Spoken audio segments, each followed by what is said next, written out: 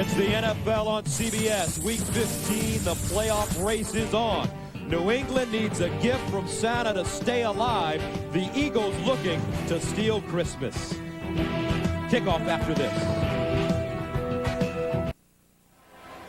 And welcome back to Veterans Stadium. Patriots, Eagles set to go at it. New England has won the toss. They will receive the football. Great football day, folks. 18 degrees and sunny. Let's take a look at the wild card race in the AFC. Jacksonville, Indianapolis, and Kansas City are the division leaders. So 3 teams from this group will get in. New England looking to be one of those teams. Pete Carroll talking to Drew Bledsoe, is quarterback, the head coach, 3rd season. Brent, he's under a lot of pressure, and he needs to win out and hopefully get in. And some people say he needs to win out to save his job. I'm actually on the other side of the coin. I really think that a head coach's position is to put your players in position to make plays. I think Pete's done that. His guys have to start executing and making something happen on the field. David Akers will kick off. Tony Simmons back deep for the Patriots. And we're underway from the vet. From the 1. And he fumbled the ball. Recovered at the 25. And Gus, I was ready to watch right off the bat. Tony Simmons, not a lot of experience returning kicks. Kevin Falk, the rookie running back, had done it for much of the year. He's out on IR. Mike Caldwell with the recovery. And I think Simmons is just going to run into his own blocker. He's going to cut back right here to the left side of the field. Hits his own man, only had one hand on the ball, and is down. And as a head coach, that's exactly what you fear, putting a player back there that doesn't have a whole lot of returning experience. He ran into Andy Katzenmoyer, so the Eagles have it at the 24-yard line. Detmer down the sideline, and it's incomplete. Intended for Luther Broughton. And Coy Detmer, his first start of the season, started 5 games last year. 6th career start. He played collegiately at Colorado. And when your 3rd-string quarterback is in, the Patriots are expecting a lot of Deuce Staley, a lot of running the ball today. Andy Reid, very aggressive, going up top, first play. That's what they've got to do. They've got to get some plays, make some things happen down the field. 2nd down and 10 from the 24. Deuce Staley over the left side. And he is knocked out of bounds. Lawyer Malloy, the safety, ushering him out of bounds.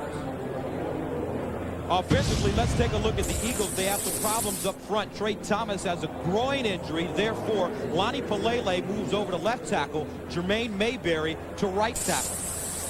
And the backs and receivers, Deuce Staley, 1,000-yard season, 5 100-yard games. Small, Brown, the receivers. Chad Lewis is the tight end.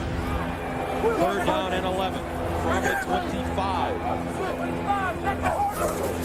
Here's Detmer. Near side, incomplete. Ball intended for Dave Brown.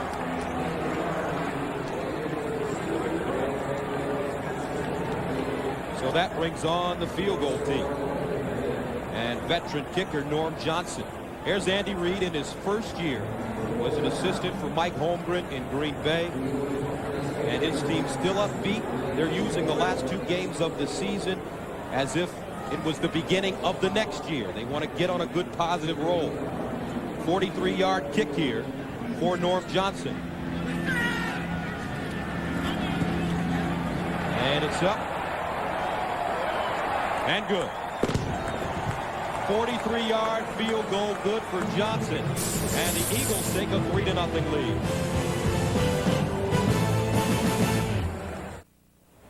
Eagles strike first. They lead 3-0. Let's join the 3rd member of our team, Beasley Reese, on the sideline. All right, thanks a lot, Gus. Coy Detmer starting here was a big story. He got a tremendous ovation. He's an in-your-face kind of quarterback. That's why they like him, as he was against Green Bay when he was the starter last year. Very demonstrative in front of Andy Reid, who was the quarterback coach back then. That's the kind of guy he is. And also in that game, Brent Favre, not to be outdone, did the same thing right back to him. So they love Coy Detmer's enthusiasm here in Philadelphia. Back upstairs to you. All right, Beasley. There's Coy Detmer, unable to get the Eagles into the end zone, but they settled for 3 points. Akers sending it away. Simmons fumbled his first return. And this time he starts from the 6. Gets up to the 30-yard line where he goes down. Special teams tackle made by Barry Gardner, a return of 23. And the reason he's in there returning kicks, Kevin Falk, their starting tailback and kick returner, out of the lineup because of a broken ankle suffered last week against Indianapolis. You saw Tony Simmons that time, right? First contact covered up with 2 hands. He's going to be doing that the rest of the game, I guarantee you. Brings on Drew Bledsoe. The numbers from last week very good, but the offense stalling inside the red zone. Got to continue to try to make big plays. Drew said he's been forcing some things. He's going to be more patient this week. Passing on first down to the sideline, incomplete. Ball intended for Terry Glenn. Standing on the play, Troy Vincent, the right corner. And offensively, for the New England Patriots, let's take a look. Armstrong, Irwin, Damian Woody, a rookie, Rucci, and Zephyrus Moss up front. Without Kevin Falk in the lineup, Terry Allen, the veteran, will get all of the carries, along with Carter, Jefferson, Glenn, the receivers, and they want Ben Coates more involved in the offense. Second down and 10 from the 30-yard line. 5 receivers set, empty backfield for Bledsoe. And Bledsoe flushed out of the pocket. Slides down at the 34-yard line. Jeremiah Trotter, closest man to him.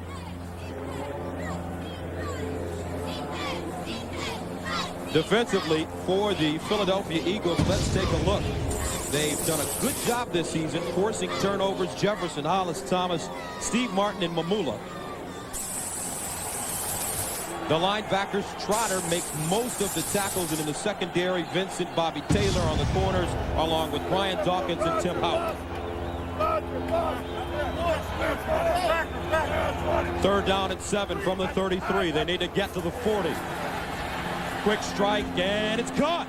Nice grab, Vincent Brisby at the 41-yard line. Enough for the first down, a gain of 8. And you saw Drew Bledsoe recognize that blitz and bring back in Troy Brown on the pass protection. You're going to get a chance to see the catch right here. See number 80, wide receiver Brown, staying in to block linebacker. Just enough time to give Drew Bledsoe time to step up and make the throw outside. And a first down for the Patriots. 7-6 on the season. And they're coming off a 20-15 loss. Offsides going against the Eagles. From the 41. Hand off Terry Allen straight ahead. Over the 45-yard line to the 46. As he dragged Jeremiah Trotter along the way. Eagles are saying they got the ball. The referees are actually talking about it, but I don't think so. I think they're going to mark it down right there. And this running game, Gus, of the New England Patriots. Down by contact. Second down. There you go, a little down by contact. But this running game of the Patriots really has been their Achilles heel this year. They don't really have a threat to take away coverage from the outside receivers. They've been having their run stopped with 7 men in the box, allowing the safety to go on top, double Terry Glenn. Second down and 6. Allen, huge hole, and he gets inside of Eagles territory. A gain of 10 yards.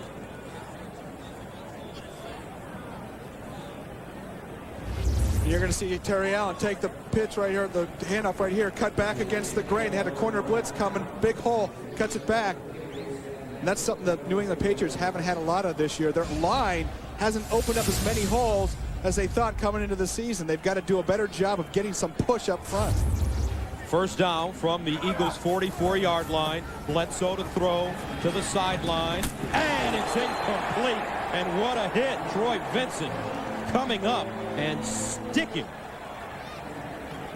Ball intended for Terry Glenn. And take a listen to this, folks. The National Football League.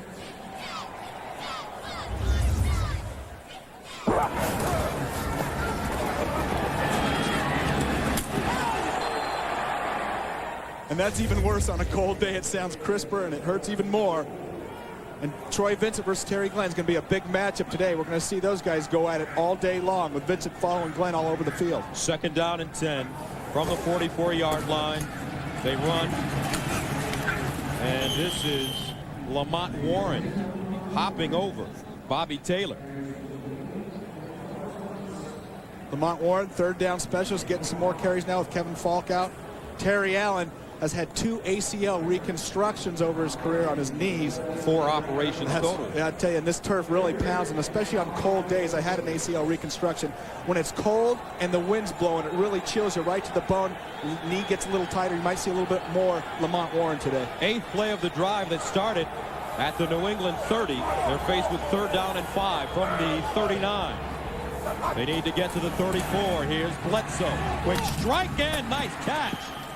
Troy Brown came out of his break and the ball was there, and Brent, he just stuck his hand out. Yeah, Troy Brown coming out of his break a little late. He's got to do a better job of recognizing that blitz.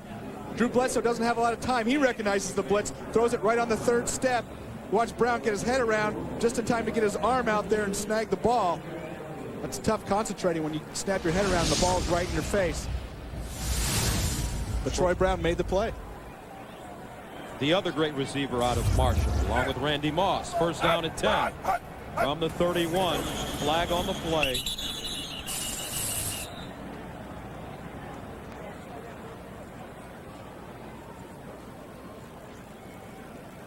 Prior to the snap, false start, 87, offense, 5 yards, still 1st down. Ben Coates, the tight end. This Patriot drive has been a solid one thus far, making the plays that they've had to make, gotten a few yards, running the ball, keeping this Eagles defense off balance. The Eagles defense hasn't been one of the better defense versus the rush. 1st down, 15. Bledsoe underneath. It is broken up, intended for Terry Glenn, and there comes a late flag. Troy Vincent broke it up. And Troy Vincent saying, what do I have to do? I was blanketing Terry Glenn. I got my hand in front of him right when the ball came. That's called perfect defense. But the officials thought he got in there just a tad too early. And you can see Troy Vincent not happy about the call whatsoever.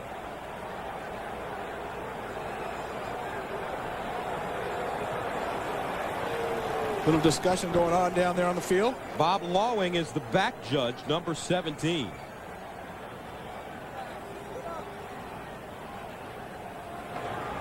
Pass interference on the defense, number 23. 1st down.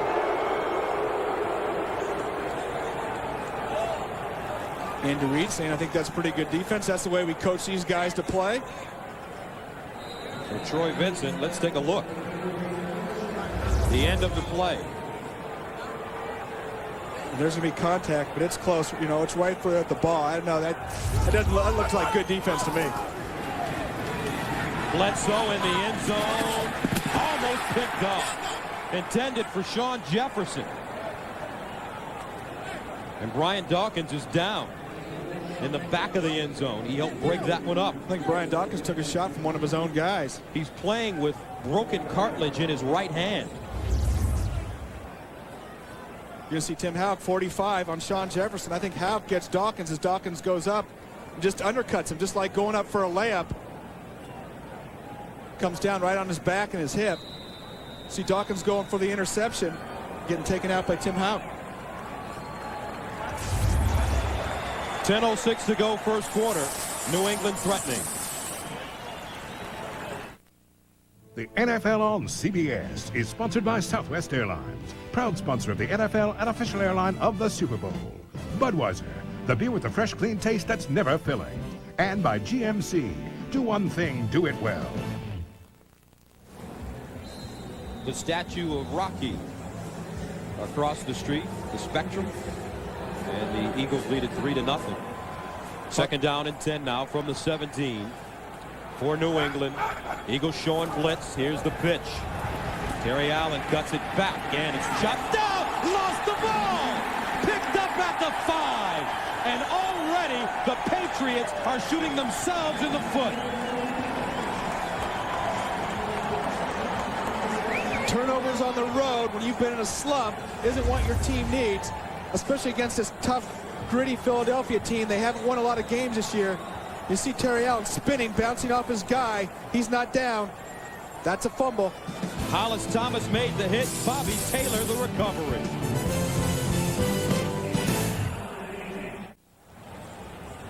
This play is being challenged by Pete Carroll and the Patriots right now. And a great effort challenging it, but they are going to lose a timeout. Watch Terry Allen right here. This is definitely a fumble. He's going to do a great job of keeping his balance. They think initially his knee might have hit, but watch right here. He gets his hand down. His knee will not hit. Great job of keeping your balance, but the ball's exposed, helmet on ball. You're going to see the ball pop out right there. It's going to be a fumble. Here's another look from the backside. Watch the knee. His hand hits. The knee does not hit before the ball comes out. And if his knee did hit, it would have been on top of his own player, which is not the ground. You see him bounce right on top of his own lineman. And Pete, I'm afraid you're going to lose this one. 2 turnovers if this one stands for the Patriots. And I think deep in another team's territory on a questionable call, you got to go ahead and risk that timeout and challenge it. But he doesn't have the view that we have up here.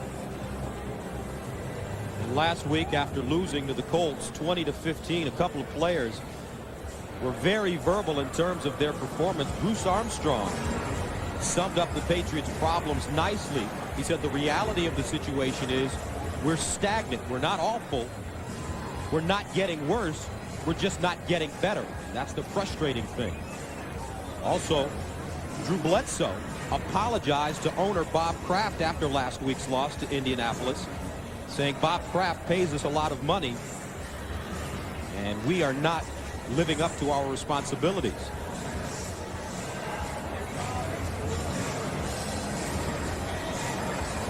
So 2 turnovers already.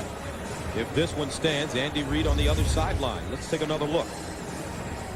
Like we said before, Terry Allen, nice job keeping his balance. His knee is not down right there, and the ball's out right here.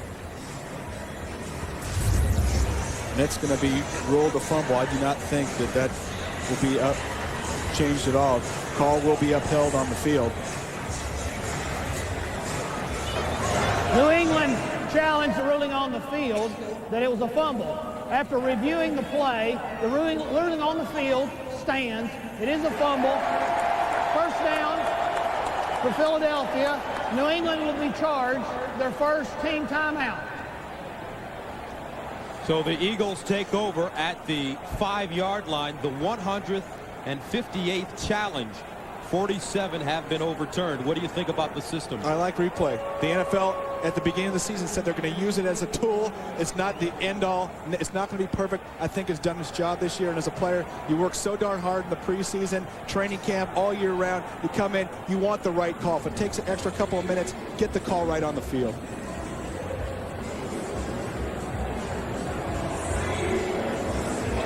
Eagles leading at 3-0, 9 minutes and 58 seconds remaining in the first quarter of play. And the danger of turning it over on the road against a team that's only won 3 games this year, you let them stay in the game. They start gaining confidence. All of a sudden they think, hey, we're going to take the Patriots right out of the playoffs run. So first down at 10 from the 5, Deuce Staley, the lone setback. Running off tackle, Staley pops it outside, keeps his feet going. And they are not booing, folks. They are deucing. Deuce. And you talk about a guy that has done it without a whole lot of weapons in the offense. In fact, I think he is the only weapon in the offense. Teams are playing a lot of 8-man front, bringing up the safety. 8-man, you only have 7 guys blocking. 8-man always leaves a free player on the defensive side of the ball, and Deuce Staley runs as well as anybody after first contact in the league. He really makes extra yards after that first hit. 5 100-yard games on the season. Second down 7 from the 8. Detmer inside, incomplete. Ball intended for Torrance Small. To Bucky Jones covering. And Andy Reese said they're going to take shots, even backed up in their own territory. They're taking some shots, throwing the ball, and they've got to be able to do that. Eagles passing game ranked last in the National Football League. With that West Coast offense, the Green Bay style of West Coast offense Andy Reid brings, I don't think they'll be last next year.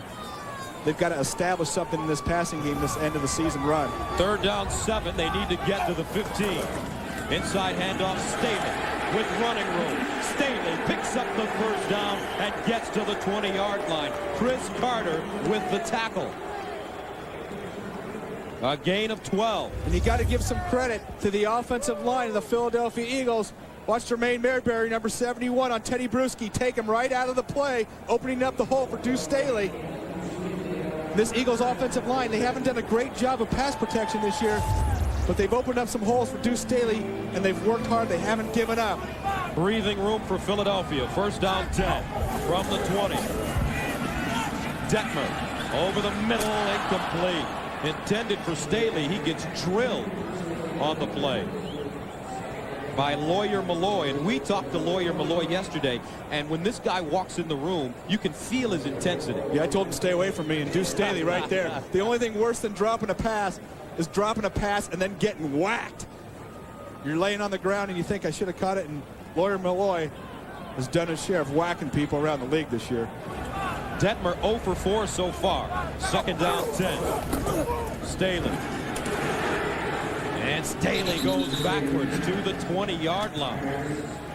And once again, Lawyer Malloy coming up from his safety spot and making the hit along with Willie McGinnis. Lawyer Malloy's played a lot uptight this year, a lot of 8-man front, especially when the Patriots lost Ted Johnson, and Ted Johnson's been back the last couple of weeks.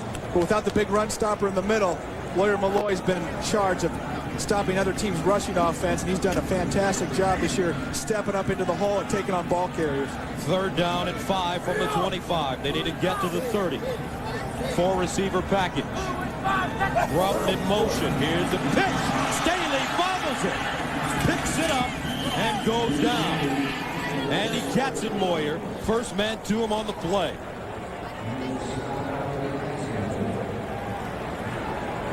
As a coach, you're always worried about pitching out the ball. I think Deuce Staley doesn't look it into his hands. He actually started running before the ball was in his hands. You see a lot of receivers do that. That's why there's some drop passes. You want to see the hole outside. You want to get out there and hit the hole. You got to remember to catch that pitch first. Sean Landeta, 15-year veteran in the punt. Troy Brown back deep. Wobbly kick gets short. Brown out of bounds. Directional punting for Landeta, and the Patriots will start from their 30. The NFL on CBS is sponsored by NASDAQ, the stock market for a digital world, and by Dr. Pepper and your local Dr. Pepper bottler. I'm Beasley Reese back on the sideline of Philadelphia. Brian Dawkinson, great free safety for Philadelphia, fell right on the back of his head. He says he's woozy. Spent a lot of time with the trainer, but he is back in the game. Back upstairs to Gus. All right, Beasley, first down and 10 from the 28-yard line. And the Patriots run it. Warren over the 30-yard line up to the 31. Greg Jefferson with the tackle. Wind conditions very interesting at the vet today. Yeah, down there the winds are swirling. We're on the field. The wind up top is blowing one way, and down on the field it's blowing the opposite way. So the wind on the field blowing from left to right. Sean Landeta hit that punt, and all of a sudden it just took off. Ended up as a 48-yard punt. Second down and 7 from the 31. Bledsoe out of the gun. Bledsoe underneath, incomplete. Intended for Troy Brown. And those are the plays that the Patriots haven't made, especially in this stretch where they haven't been winning a lot of games. You got to come up, balls in your hands. Bledsoe makes a nice throw. Troy Brown's got to catch that ball. And it's cold, and when it's cold and windy on the field, that ball's a little bit heavier. You're going to see Brown come across on the inside, little arm there, little pass interference by Taylor. Referee missed it, and already 3 drop passes for New England. Third down, 7. Bledsoe rolls out. Throwing on the run. Broken up. Intended for Jefferson. Troy Vincent right there. And New England has to punt it away again. Troy Vincent having a heck of a season. Been all over. He was all over Terry Glenn today. You saw him all over Jefferson right there. Had 87 tackles coming into the game this year. And I can't believe that a corner that's not thrown at has 87 tackles. Done a great job stopping the run this year all over the field. Troy Vincent turning in a real solid performance for the Philadelphia Eagles this year. Also has 5 interceptions. Pro Bowl bounty next week, you know, he has a chance to go. Along with Dawkins. Allen Rossum back deep, standing at the 27. Lee Johnson, wobbly kick into the wind. Rossum. Flag on the play. And Rossum breaks it up to the 45-yard line. 44-yard punt, 20-yard return. But there is a flag at the 32.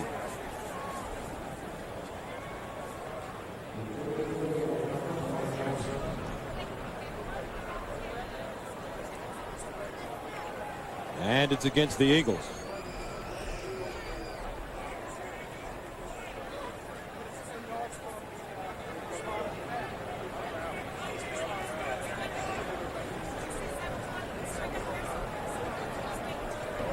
Holding, number 32 of the return team during the kick, 10 yards, first down. 6:11 to go. Back in a moment. 6:11 to go, first quarter of play. Eagles lead it 3-0. Andy Reid, the first-year head coach of the Philadelphia Eagles. And he's kept this young team working hard. They're building a foundation, playing a lot of young guys, and 10 years of bad drafts doesn't go away in 1 year. And I think Andy Reid, along with Tom Modrak, the general manager, have this team on the right footing.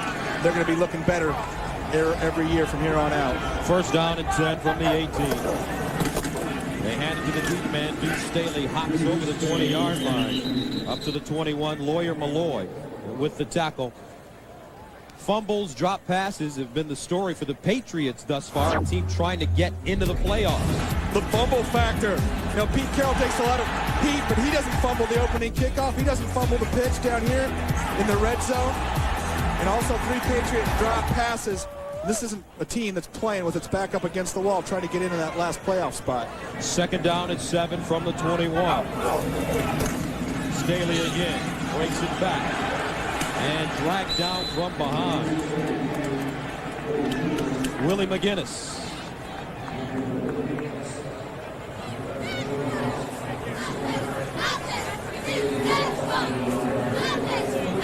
So right now, New England not playing like a playoff-bound team. Everybody 3 knows drops, 2 fumbles. Everybody knows how important that turnover ratio is, and when you're negative, it is tough to slide into the playoffs.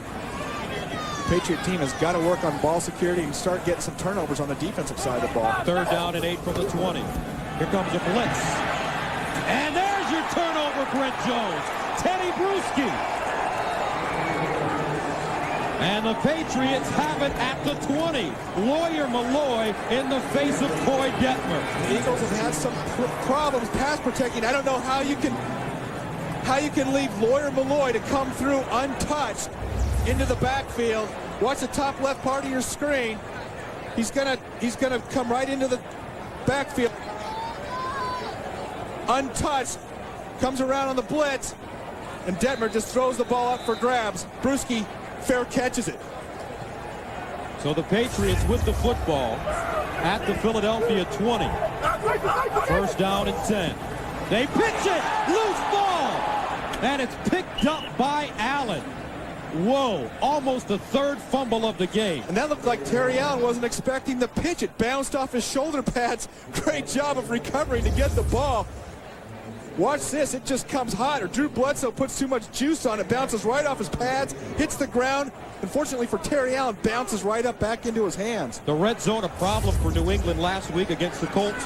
3 of 4 trips inside the red zone, resulting in field goals. Sean Jefferson in motion. Bledsoe sets up, under pressure, and goes down. Mike Mamula. And you don't think Mamula's excited about playing the Patriots?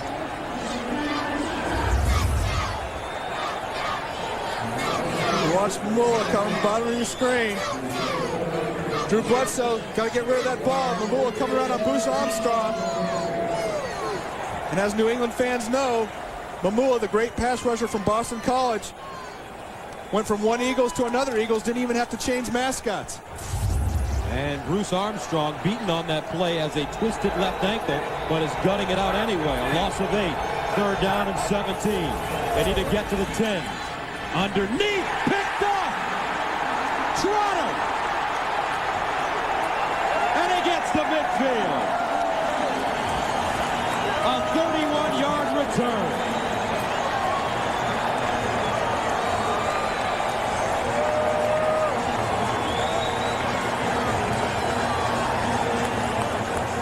Third turnover of the day for the New England Patriots, and we still have 3:42 to go in the first quarter. And watch 54 Trotter drop back into coverage. Drew Bledsoe looking for the deep slant to Sean Jefferson. Trotter reads his eyes, steps right into the lane. Nice job catching the ball with his hands. Get his shoulders down, run over the quarterback. Wait, no.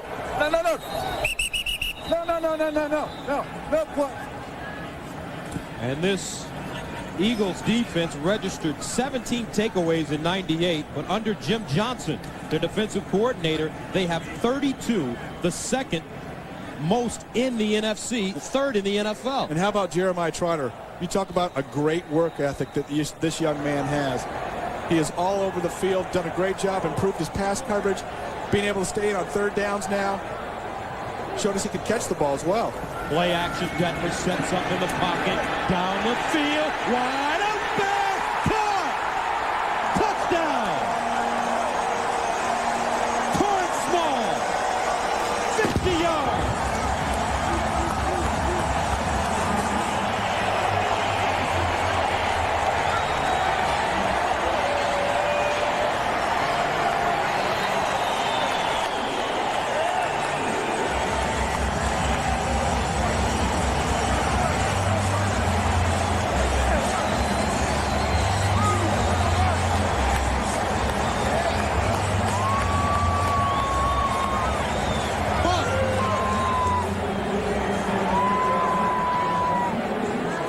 Norm Johnson in for the extra point.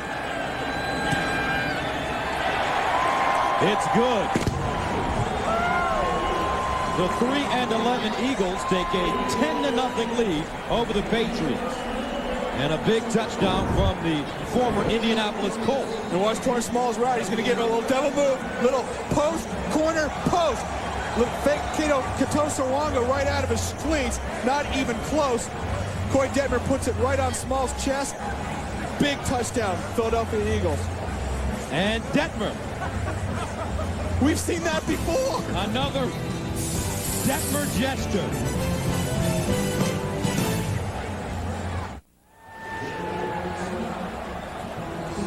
Big touchdown. Eagles lead the Patriots 10-0. 3:34 to go first quarter play. 3 turnovers already on the part of the Patriots. 2 fumbles and a Drew Bledsoe interception. Andy Reid told us he wasn't going to change anything for Coy Detmer. They were going to throw the ball downfield today. Akers sends it away. Simmons from the 5. Runs toward the sideline. Burst of speed and tackled at the 35-yard line.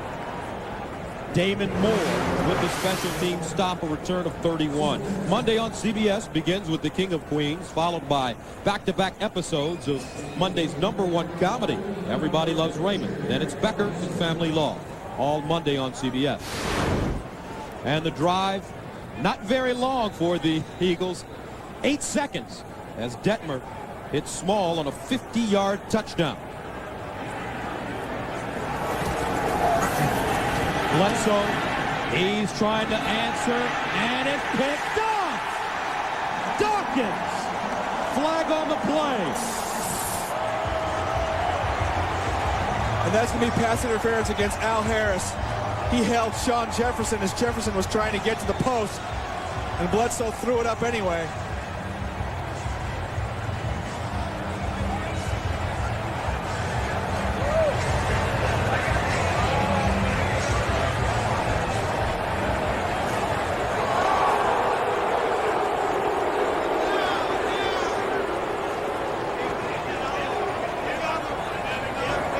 Pass interference on the defense, number 31.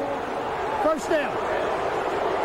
Absolutely right. Al Harris, backup secondary man, and Andy Reid not happy with the call. The Patriots catch a break with the ball at the 39. And you're going to see Drew go ahead and actually Sean Jefferson's going to be coming from outside into your screen. Bledsoe throws it up, and Jefferson's late getting there. The reason he's Late getting there as Al Harris was holding him when he went to the post. First down, quick strike, Terry Glenn down the sideline, and Glenn swung out of bounds at the 29-yard line by Troy Vincent. And they did some interesting things last week against Indianapolis, Brent. They lined Terry Glenn up a couple of times in the backfield. Well, Terry Glenn's been getting a lot of double coverage this year, and when you line him up in the backfield, you can't double him because he can go to either side, so you don't know who's going to be in on the double. And so by moving Terry Glenn around, it gets him in more single matchups or more zone matchups, allowing him to be one-on-one or find a hole in his own. Inside handoff. Chris Floyd needing 1 yard for a first down. Jeremiah Trotter, better known as the wood chopper, grew up chopping wood in Hooks, Texas with his dad with the tackle. He told us last year, his rookie year, he was cast as a failure. And his dad passed away right after he was drafted. Of course, his dad, Myra, had a big influence in his life. And he was just distraught last year. I don't think he ever recovered from the death of his father. But this year he came in with a great work ethic. 3rd down and 1. And they get it. Lamont Warren running the football, stopped by Mark Wheeler. And we told you about Jeremiah Trotter coming from Hooks, Texas, the home of Billy Sims as well, and his family. They are very successful athletes. Sister Melissa played volleyball at Henderson State. Michelle right now is a shot and discus thrower at Texas A&M. She's a sophomore. And Nicholas is on his way possibly to A&M or Stephen F. Austin. He's a linebacker. They all chopped wood, as he told us yesterday. First down, 10 from the 29. Bledsoe sets up the screen. Warren with blockers in front of him, and a crease. And he gets down to the 14-yard line. Barry Gardner with the tackle, but it's a gain of 16. And this is a nice call by the Patriots. Philadelphia does a lot of blitzing. When you get a lot of blitzing, you throw screens. Watch Lamont Warren hit Jeremiah Trotter, stop his momentum, then sneak out into the backfield, get his lineman down, leading the way. Warren pounding it up in there. That's how you've got to defeat the blitz. Philadelphia putting a lot of pressure, a lot of blitz. They haven't been able to get a lot of pressure with their front four, so they have to blitz. Draw play, Warren again. And Warren tackled from behind by Steve Martin. The Patriots, as I mentioned, Brent, struggled inside the red zone. Why do teams have problems when they get that close to the end zone? Well, the Patriots have speed receivers, and all of a sudden that speed is negated when the field is shortened. And inside the 20-yard line, you can't use that deep route, out and up move or something like that because the field is shortened. That's when you got to go to your tight end. Ben Coates has been the man in the red zone for the Patriots. We saw his only 2 touchdowns in week 2 versus Indianapolis. He's lined up on the right side. Play action. Bledsoe rolls in the end zone. Batted down. Brian Dawkins, playing virtually with only one hand, knocks it away.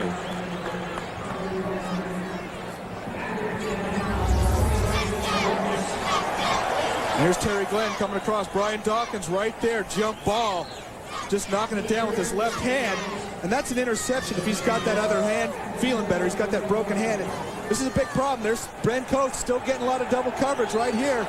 You see the safety in the corner, Troy Vincent, and that's a lot of respect when you got a corner covering a tight end. 3rd down and 8 from the 12. They need to go to the 4.5 for a first down. And let's see who moved. Philadelphia says it's against New England.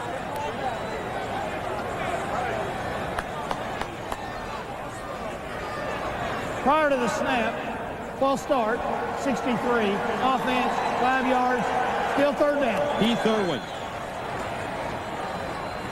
And those are the type of mistakes that will get you in the red zone.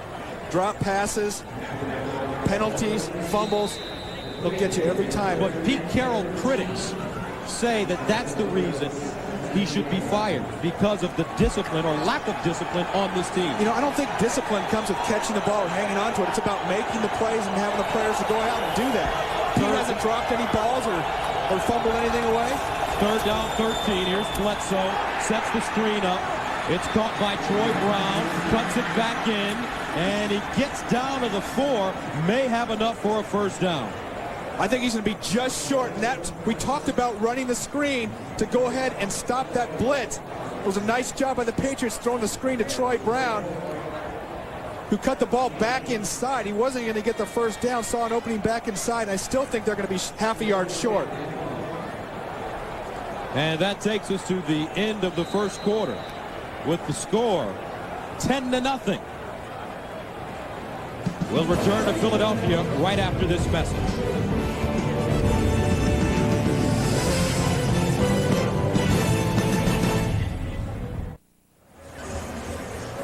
On 4th down and 1, Pete Carroll will go for the field goal. And that's the right decision. On the road, you take the points. New England's running game hasn't been dominating. You see the crowd get into it. Had a couple of false start penalties already. Take the point. Make it a one-score game. You're going to need 2 scores anyway to catch up. Adam Vinatieri, 3rd all-time leading scorer in Patriots history. Had 3 field goals last week, and this one, a 23-yarder good. 14:57 to go, second quarter, 10-3 Eagles.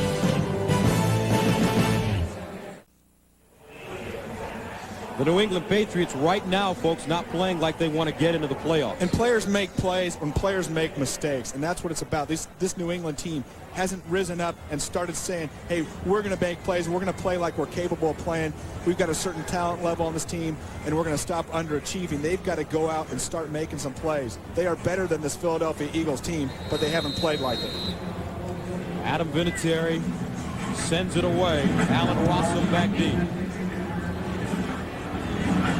Picked up at the 12. Rossum up to the 35-yard line. Troy Brown with the tackle, a gain of 22 yards. Tonight on CBS, follow the story of one ordinary man's dream to make the golf tour.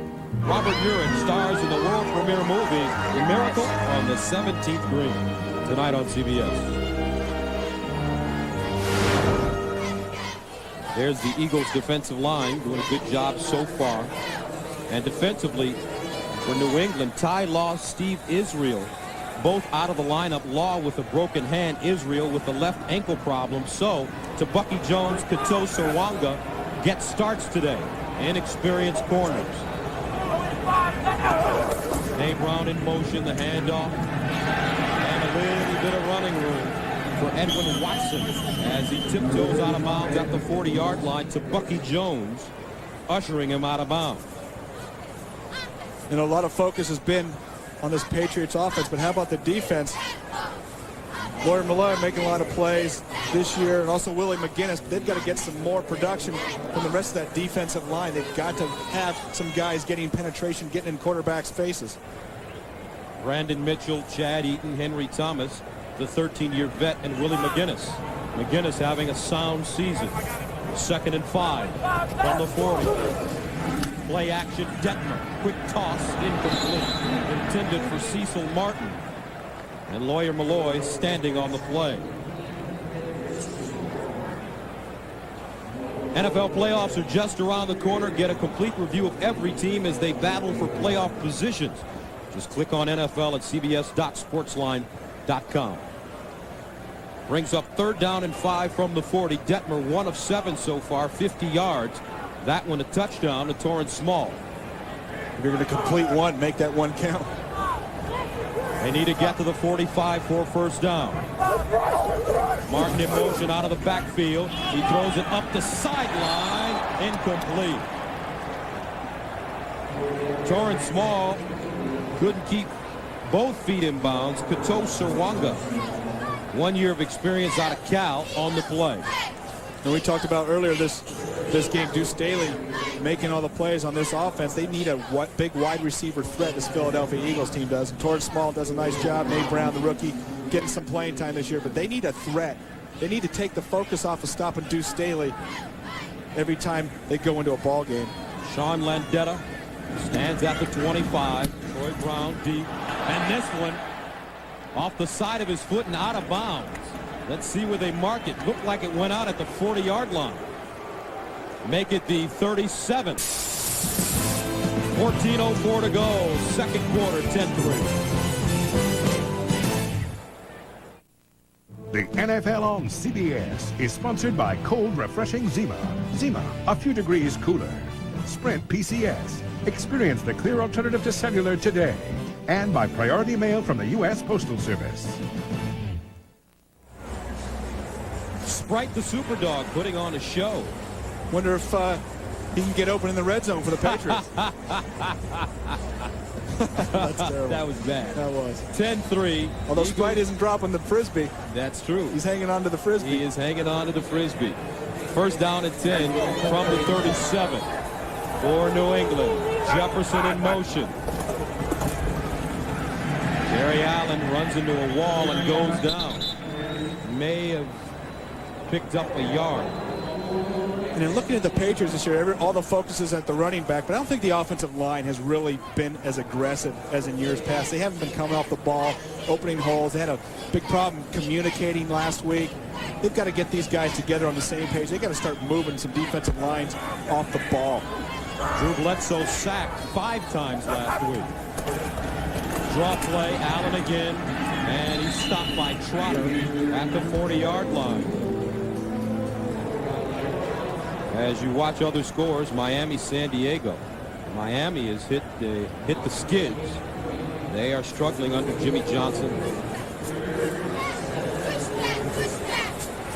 Jacksonville leading on the road. Indianapolis, they've won 9 straight. Third down, 7 from the 40. Patriots need to get to the 47. 3 of 6 on third down conversions. Bledsoe over the middle. Incomplete. Jefferson, the intended receiver, goes in and out of his hands. And maybe a little bit high, but when you come across the middle of the field and the ball's up there, you got to get up, get your hands on the ball, and catch it. Sean Jefferson made a lot of nice grabs this year. You're going to see him. He's outside. Ben Coates going to come across the middle, draw the linebacker coverage. Jefferson's going to come right over the top, stop in the hole. Like I said, a little high, but Sean Jefferson makes that catch. Lee Johnson from the 25, left-footed punter, wobbly kick. Rossum from his own 18. And Allen Rossum ridden out of bounds at the 27 by Lamont Ward. 43-yard punt, 10-yard return. Pete Carroll trying to keep his guys fired up.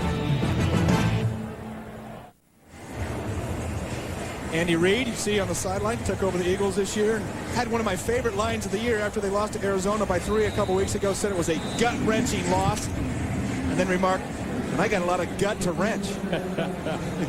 Keeping a sense of humor. From the 27-yard line for the Eagles, Nate Brown, the motion man. Running the football up to the 30. Teddy Bruschi with the stop. Relive the most memorable feats from Dan Jansen's triumph to Christian Laettner's last-second miracle to Doug Flutie's Hail Mary when we proudly present CBS's greatest sports moments Thursday night, December 30th at 8 p.m. 7 Central on CBS.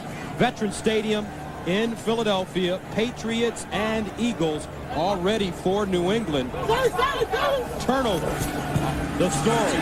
Detmer lost it out of bounds. Willie McGinnis. And Detmer is shaken up. And you want to know how hard Willie McGinnis hit Coy Detmer?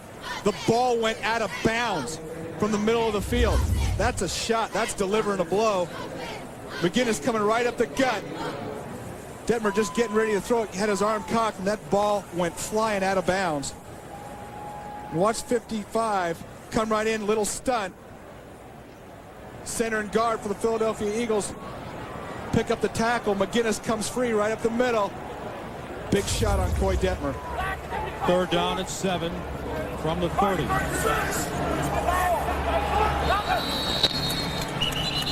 they didn't get it off in time. This will be delay of game. And Coy Detmer was trying to audible at the line of scrimmage, and that clock was just winding down. Offense, 5 yards, still third down.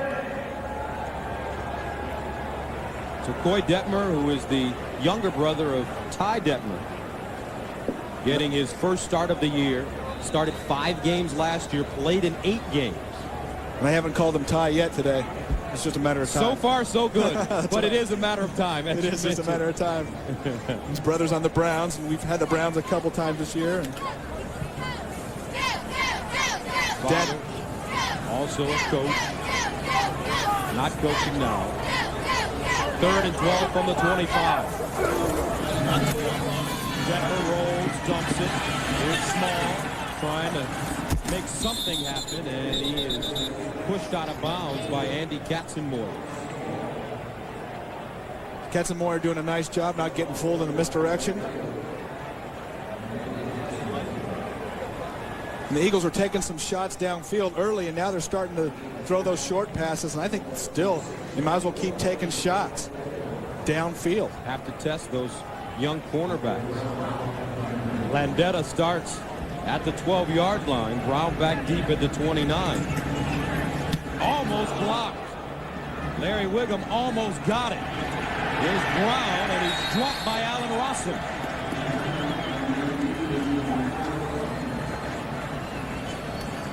Tackled by 25, and the ball almost blocked by number 25. The NFL on CBS is sponsored by Gateway. Call Gateway and connect with us. And by Coors Light, frost brewed to tap the clean taste of the Rockies.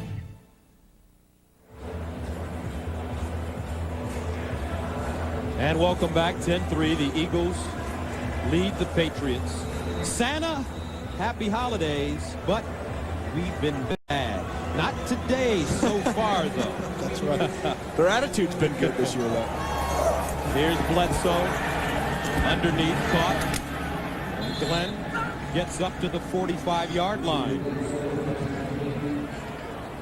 Gus Johnson along with Brent Jones. The story here is the Patriots as they try to get into the playoffs with a 7-6 record. And so far, Brent, they're not playing like they want to play in the postseason. No, they don't look like a playoff team. You come into another team's stadium, have a couple turnovers early, come out a little flat, drop some passes, have some penalties.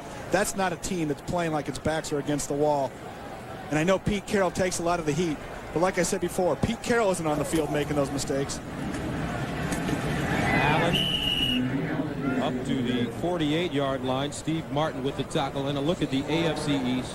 Indianapolis, the class of the division. Buffalo, Miami, New England, all struggling lately. And the Jets at 5-8.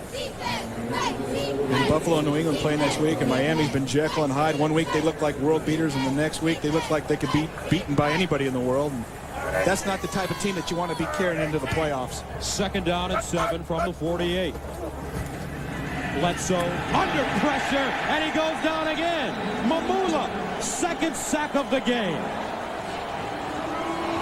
And Mike Mamula, Brent, forced to play more plays because of the injury to Hugh Douglas, and he comes up with his 2nd sack. And he's going to be coming against a pretty good tackle, and Bruce Armstrong, watch him coming at the top of your screen, the left side, dipping his shoulder, going right around big Bruce Armstrong, almost stripping the ball out of Drew Bledsoe's hand, and Mamula putting on a clinic for his friends back in college at Boston College.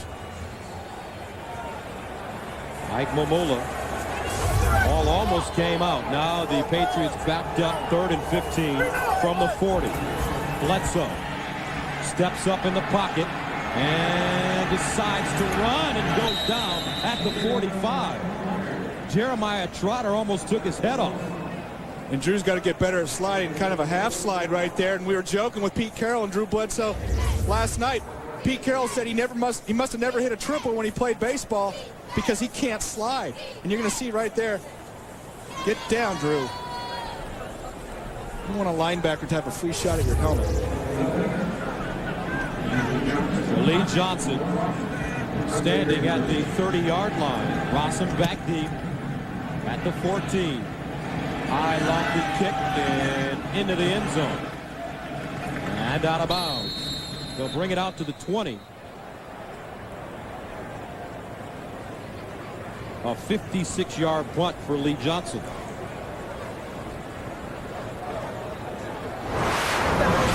Monday on CBS, he's big, he's round, he's jolly. He's Kevin James. Who did you think we were talking about? A special holiday, King of Queens, Monday on CBS. big round and jelly? I thought you were talking about our producer, Bob Monsbach. With relatives in Philadelphia. We told him we'd get him a plug. Very, I'm sure very nice, Brent. Anyway, you can sneak it in. First down and 10 for the Eagles at the 20-yard line. Short drop underneath. Incomplete.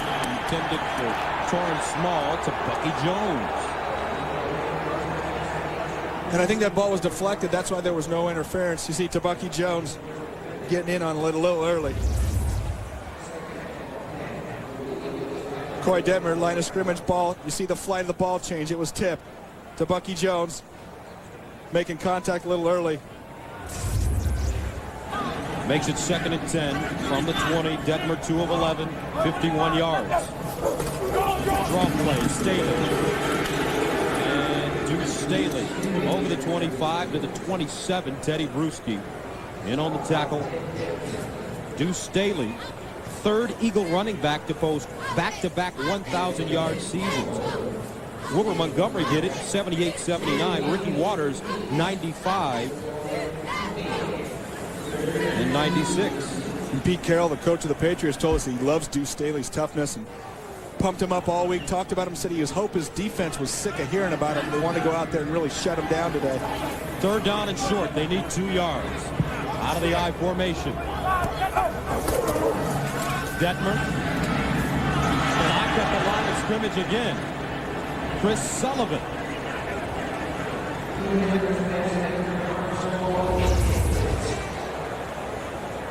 We're going to see Detmer back to pass here.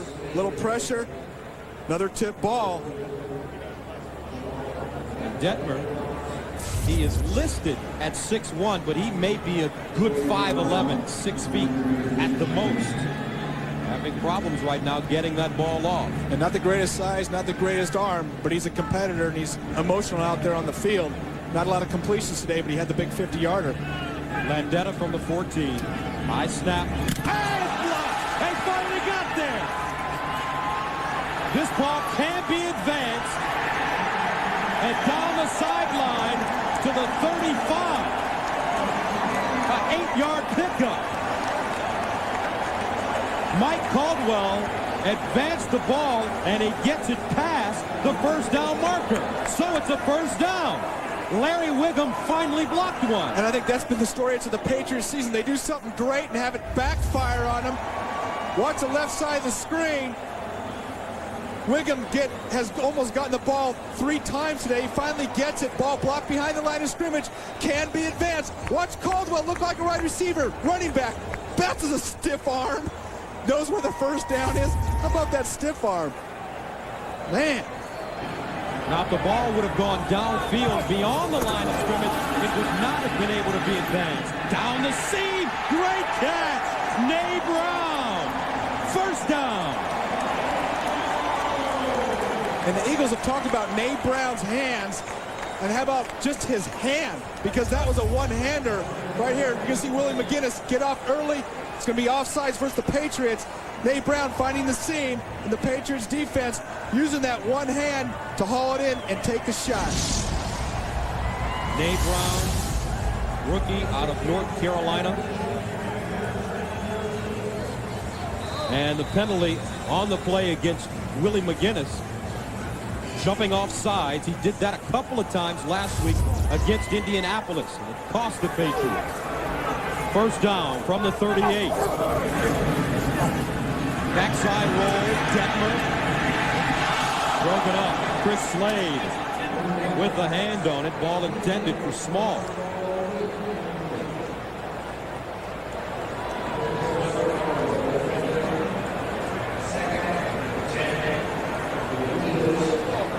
Tonight on 60 Minutes, when research proves a brand name drug no better than a cheaper generic, don't they have to tell you that?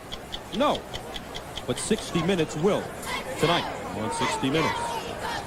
2nd down 10 from the 38-yard line for Philadelphia. Leading at 10-3. Deuce. And out of bounds at the 33-yard line. Chris Carter pushing him out of bounds. And I'm so used to hearing boos here in Philadelphia that every time they start, I say, how can they boo on a handoff? And they're yelling deuce. And this is a tough guy, Brent. You've got to be tough, especially when we've talked about having no weapons outside. Respectable receivers, but nobody that draws the attention. So when you come in to play the Philadelphia Eagles, you say, we've got to stop Deuce Staley. Gone over 1,000 yards this year, tough back. When we talk about backs for the Pro Bowl, he's got great hands coming out of the backfield, doing it without the other weapons in the offense.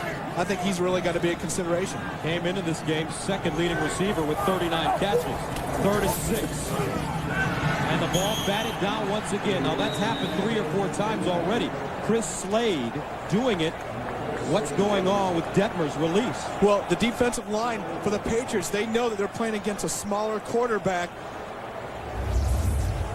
And you're going to see Chris Slade. He's going to get his hands up there. He's coming from the left side of the screen. And they just time the pass correctly. They know with a smaller quarterback in there under 6 feet that they can get up, get their hands up, and block some passes. They've done that 3 or 4 times, like you said. 51-yard field goal attempt for 18-year veteran. Check that. Akers in to do this one. And it's up, partially deflected and short.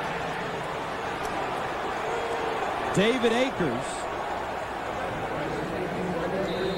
And a flag on the play. And usually that's going to be a hold against Philadelphia, most likely.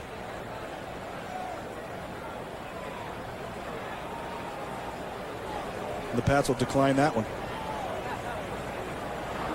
Holding on the offense, number 80. Penalty is declined. First down, New England. Torrance Small called for holding. Wide receivers shouldn't be holding on a field goal. 6:55 to go, second quarter of play.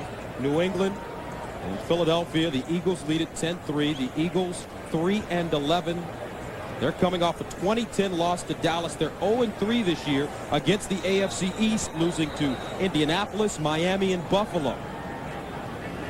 So the Patriots take over at the 42. Terry Allen following his blocks, and he is down from behind by Hollis Thomas at the 44-yard line. Thomas also a very interesting story. He played collegiately at Northern Illinois. He's number 78 in green and was not drafted. So what he did was put together a videotape, sent it to all the head coaches and personnel directors in the NFL, and Ray Rhodes took a look at him, said, hey, let's see what he can do, and hence he's starting now for the Eagles. They throw it out of the backfield. Allen cuts it up, chop it down inside Eagles territory. Out with the tackle, and it's close to a first down. And I think they're going to have it by at least half the ball. Gain of 9. That was a great story about Hollis Thomas. So I guess the moral of that story is, if you think you can play, get together a video and start sending it out. Well, maybe. You know, I remember with the 49ers, they used to get all kinds of videos from guys that think they could play, and the guy had been a bouncer for 20 years. Dan Shanka, the scout, that also scouted him down the field. Wide open, Jefferson stumbles out of bounds at the 5. Couldn't keep his feet in bounds, and they mark it at the 7-yard line. And Sean Jefferson did a great job of running an out and up. You're going to see him against Al Harris. Watch him out. Harris bites on the out, and Jefferson keeps going right by him. Drew Bledsoe hung the ball up in the air. Jefferson just doing a nice job to hang on to it, stay in bounds. And you talk about a guy with a lot of guts, Drew Bledsoe. Hollis Thomas smacks him. He stays right in there and throw it up. Big play. Allen, after the 41-yard gain, down to the 1-yard line. Terry Allen signed for $400,000 to back up Kevin Falk, and he is close to reaching a number of incentives. Needs 2 touchdowns for 10. That will be an additional $250,000. That's not a bad deal. Also has 700+ yards rushing. For 1,000 yards, he gets another $250,000. And every 2 touchdowns after 10, he gets $250,000. So you know what he's saying? Give me the ball. 8 carries, 24 yards. Patriots knocking on the door. And Allen mugged by the woodchopper, Jeremiah Trotter.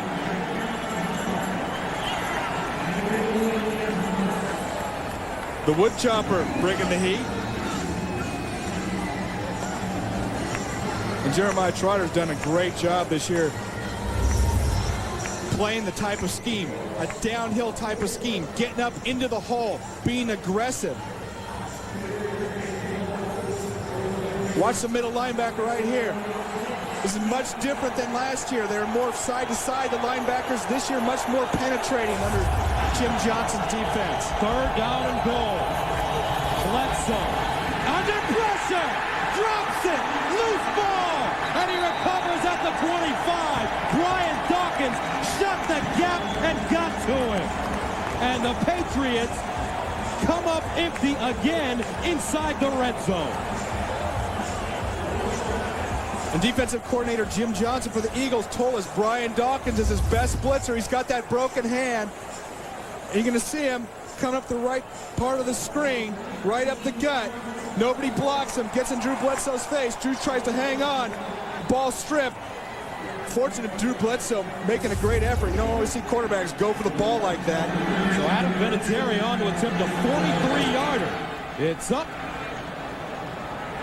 and good. 43-yard field goal for Adam Vinatieri, but in the red zone, the Patriots have struggled. Welcome back to Veterans Stadium. Eagles lead at 10-6 inside the red zone. The Patriots continue to struggle. They have 2 field goals and 1 turnover in 3 trips, and last week they were 3 of 4 inside the red zone in terms of touchdowns, 3 field goals.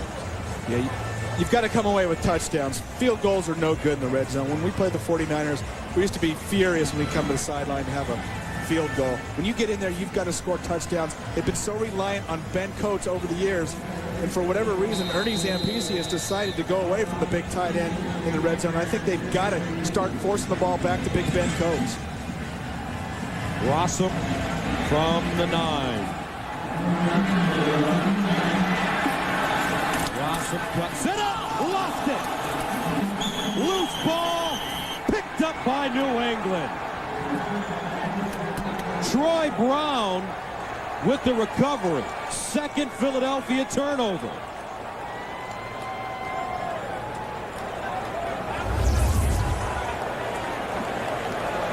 Watch it come in. Lamont Warren, number 27, does a great job of contain. Forces Rossum back inside, gets his hand in there. All kind of Patriots flying around the ball. Larry Wiggum knocking it out of Allen Rossum's hand. And Larry Wiggum's been all over the field, blocking punts, smacking kick returners. And how about the wide receiver, Troy Brown, falling off the ball?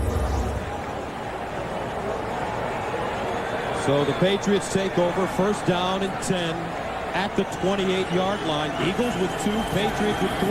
Bledsoe under pressure. Picked off. Harris with a convoy in front of him. Down the sideline. Cuts it back. Lost it. Picked up. Dawkins at the 10. Unbelievable.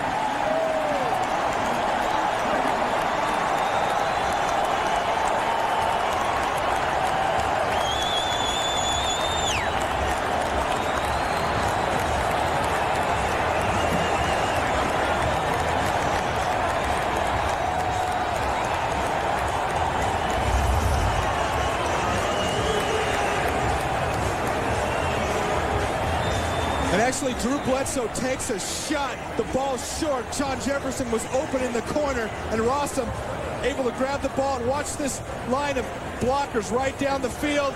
And Harris, he'll go ahead and cut back right here. And watch Ben Coates get that ball out of there. The Bledsoe's on the ground. And Carter has to come up with the tackle. Detmer from the 11. Underneath, great catch, small, touchdown Philly.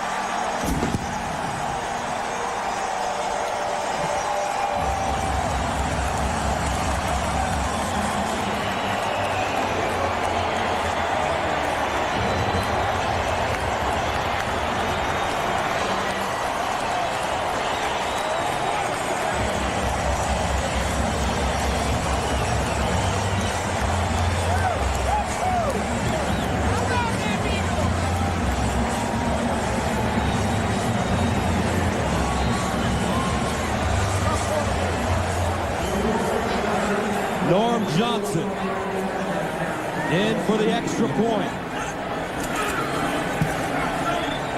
And it's good. The Philadelphia Eagles came to play today, folks.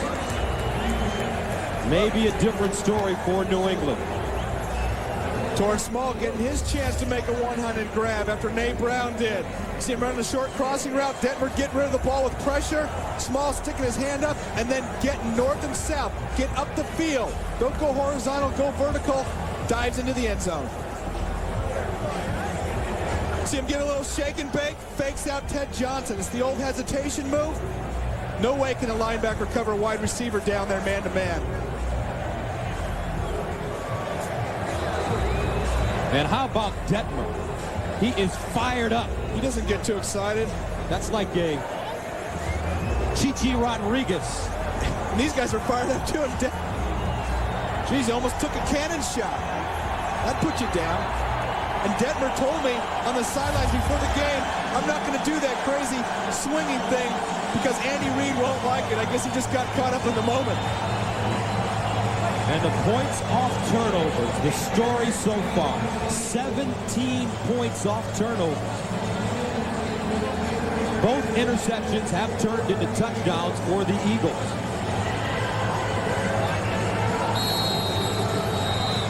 (17-6) the score. 3:02 to go in the first half. Akers, short kick. Fielded at the 22.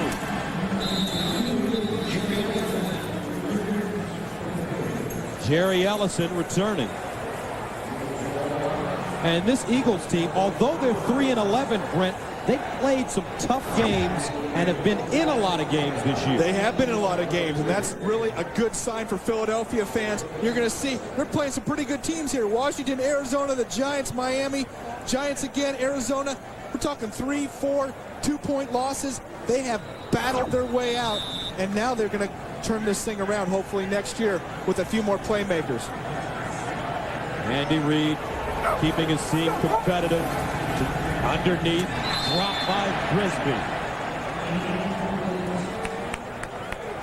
Fifth drop of the game for the Patriots.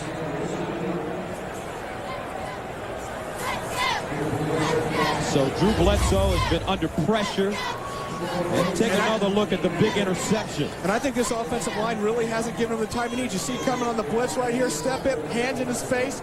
Not able to step up into the pocket and throw the ball. He had Jefferson open deep initially. And he's been under that pressure all day, and I don't think this line has done a great job of protecting him this year. Second down 10 from the 35. Bledsoe batted down. William Thomas, the 9-year veteran, getting a hand on it, and Thomas out of Texas A&M is the longest current tenured athlete in the city of Philadelphia. 9 years with the Eagles. Well, I used to hate having to play against William Thomas, especially when I had to stay in on pass protection those few times. And usually when I was out and around, I just say, hey, you don't touch me and I won't touch you. You let me go by, I'll let you go, and let a tackle or a fullback pick you up. Third down 10. Here comes a blitz from the corner. Caught by Brown, looking for the first. He has it. That's hard running. Great move, hard running for Troy Brown as he gets it to midfield, a gain of 14. And the rookie safety, Damon Moore, number 43. Brown gives him a little shake and bake. You're going to see right here, the top left of your screen. Watch this, little inside out. Damon Moore faked out. And Brown knows where that first down is, lowers his shoulder, gets upfield. That was a big play because when you need 10 yards and you throw it 1 yard, you're really dependent on your wide receiver to make something happen. And the Eagles playing without Bobby Taylor, who has an injured jaw. His return is questionable. Vincent Brisby, the intended receiver, on first down from midfield. 396 yards in offense, 400 yards in offense for the Patriots last week against the Indianapolis Colts. And they are having problems right now with turnovers, the big story in the first half of play, if you just tuned in. Second down 10. Bledsoe! And he dumps it. Dawkins again. Shot the gap. And everybody wants a flag. There's the flag. You've got to be outside the pocket. And Drew Bledsoe is going to argue that he was throwing it in the direction of a receiver. But if you're trying to avoid a loss of yardage, which Drew Bledsoe was, and you're still in the pocket, they're going to call grounding. Illegal man downfield.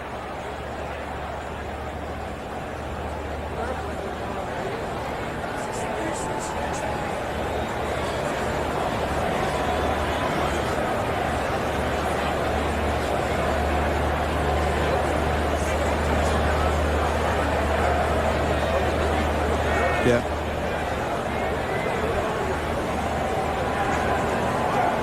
Ineligible downfield on the punt, on the pass, number 74.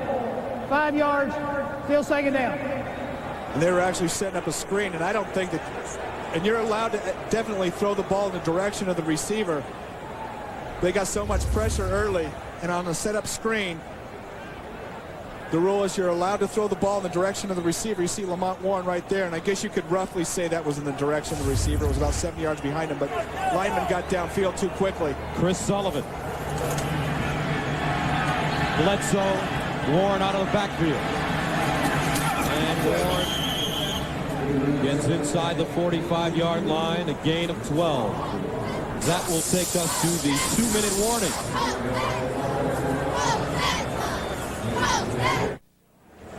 Don't forget, coming up on the NASDAQ Halftime Report, Jim Nance, Craig James, Randy and Jerry will get you caught up on all the scores and highlights. Plus, Greg Gumbel and Phil Simms will preview the Jets-Dallas game.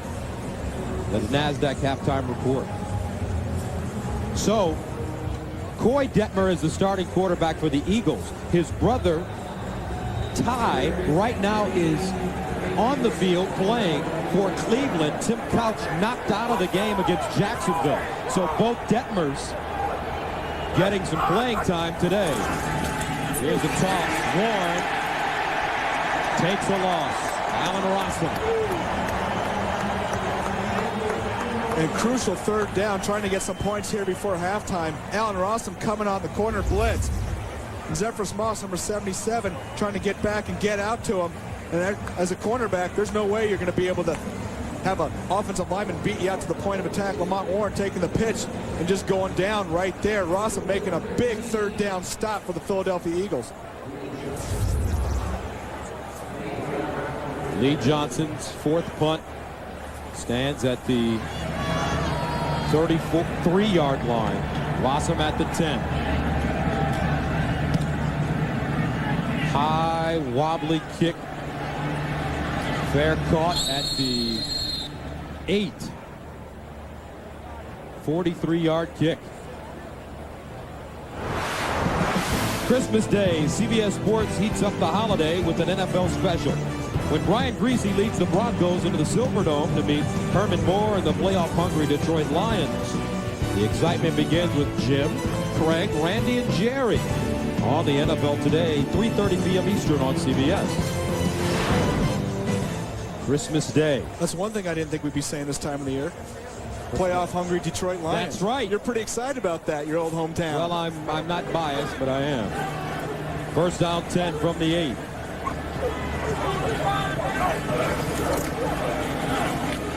Staley breaking it back and is shot down in the backfield. Teddy Bruschi.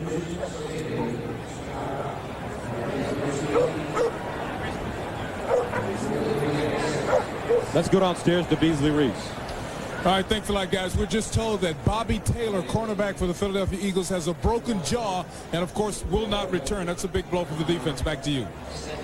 All right, Beasley. Bobby Taylor, Troy Vincent, Bryant Dawkins, all having outstanding years. So Al Harris will have to take over at the right corner spot. Staley again. Over the 15. Willie McGinnis with the tackle. And the Eagles being up 17-6, rolling into halftime, are content just to run it out. And I think the Patriots are going to say, hey, we're going to call timeout now and maybe get a chance to get another block and get the ball back.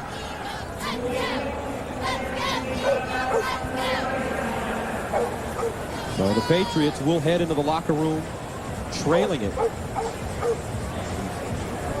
Well, you got to give your best player on the field today one more chance. And that's number 25, Larry Wiggum for the Patriots, who's been all over the field, causing fumbles, blocking punts, and give him one more chance to get in there because the Philadelphia Eagles haven't blocked him yet.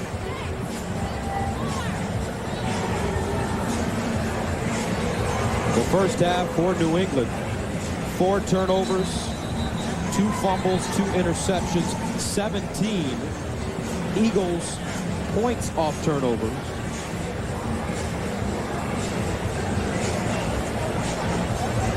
Don't forget, coming up, the NASDAQ halftime report.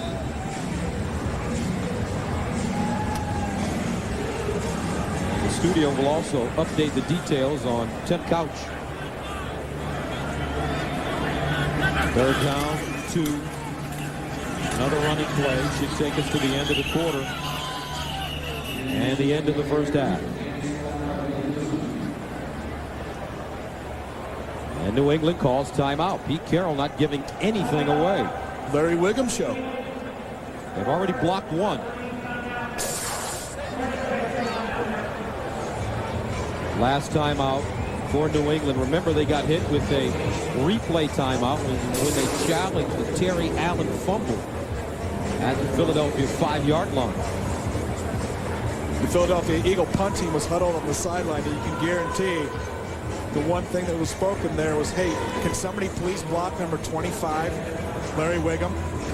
It's not that. It's all we ask. We'll go into halftime with a 17-6 lead. Please block the guy.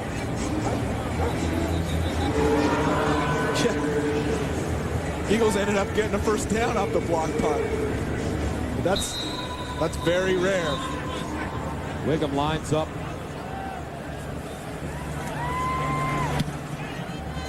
End over end kick, fielded at midfield. 38-yard punt with 7 seconds to go.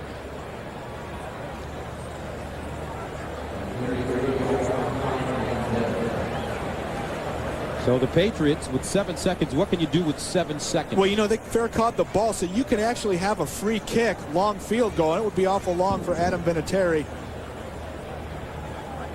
And I've always wanted to see that fair catch, free kick chance. This might just be a little bit too far. And maybe that's what the Patriots are thinking going into this. And so maybe you can get one play, 7 or 8 yards, get out of bounds, leave a second or 2 on the clock to bring in Vinatieri. What kind of range does he have? He was right around 52, 53, going left to right. And we talk about the cold weather and the wind makes that ball a little heavier. It doesn't fly through the air, that's for sure. The other thing you can do here, a lot of guys expect that quick out route. You can go the out and up move, get some corners jumping on the out. But it's all or nothing. They don't get a chance at a field goal. Jefferson, Terry Glenn on the near side.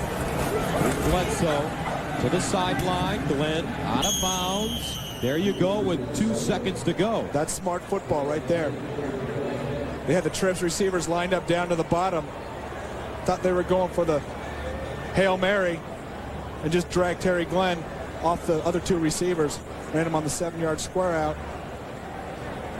And so Vinatieri's going to get a chance from about 56. Wind at his back. Better be hoping for some extra wind. Lee Johnson, the holder. Got it down. It's up. And short.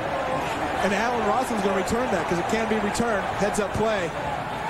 Rossum with the wedge. He needs a block. Rossum. And he's down at the 30. Adam Vinatieri, the kicker, had to make the tackle. Boy, lucky the rest of the Patriots field goal team was sleeping. Eagles capitalize on turnovers. 17 points off 4 New England turnovers. And they lead it 17-6.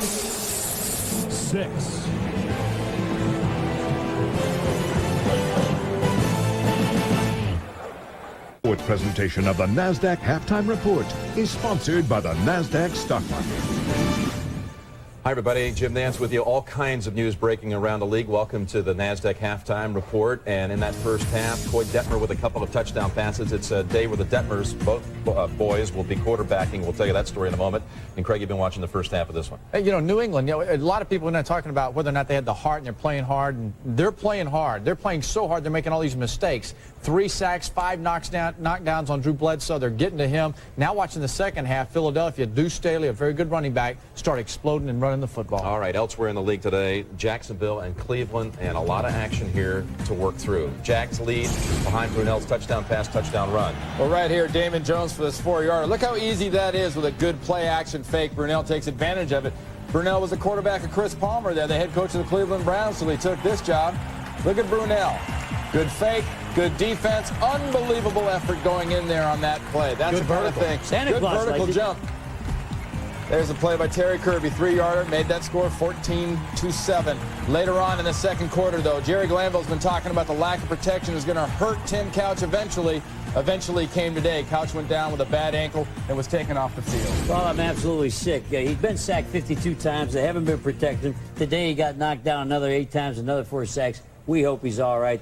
He went off on one of those casts that they pump up. I hope it's nothing serious. Air cast, and they're right now x-raying in the Cleveland locker room. You saw Santa, and he knows, of course, who's naughty or nice, and he knows that the man who's been the most naughty of all is Orlando Brown. Watch the right tackle here for Cleveland. It's going to be an illegal procedure penalty on this play on the center, not on Brown, and watch the flag get thrown in here. It hits Brown right underneath the right eye. They had to come out and get the service from the trainers. That meant he had to sit out of play. He didn't agree, and he pushed official Jeff Triplett to the ground. Can you believe that? Not only can I not believe it, I don't think anyone in any stretch of the imagination can excuse it. I don't care if his right eye is a little swollen. The official did nothing malicious there. This is total irrational behavior.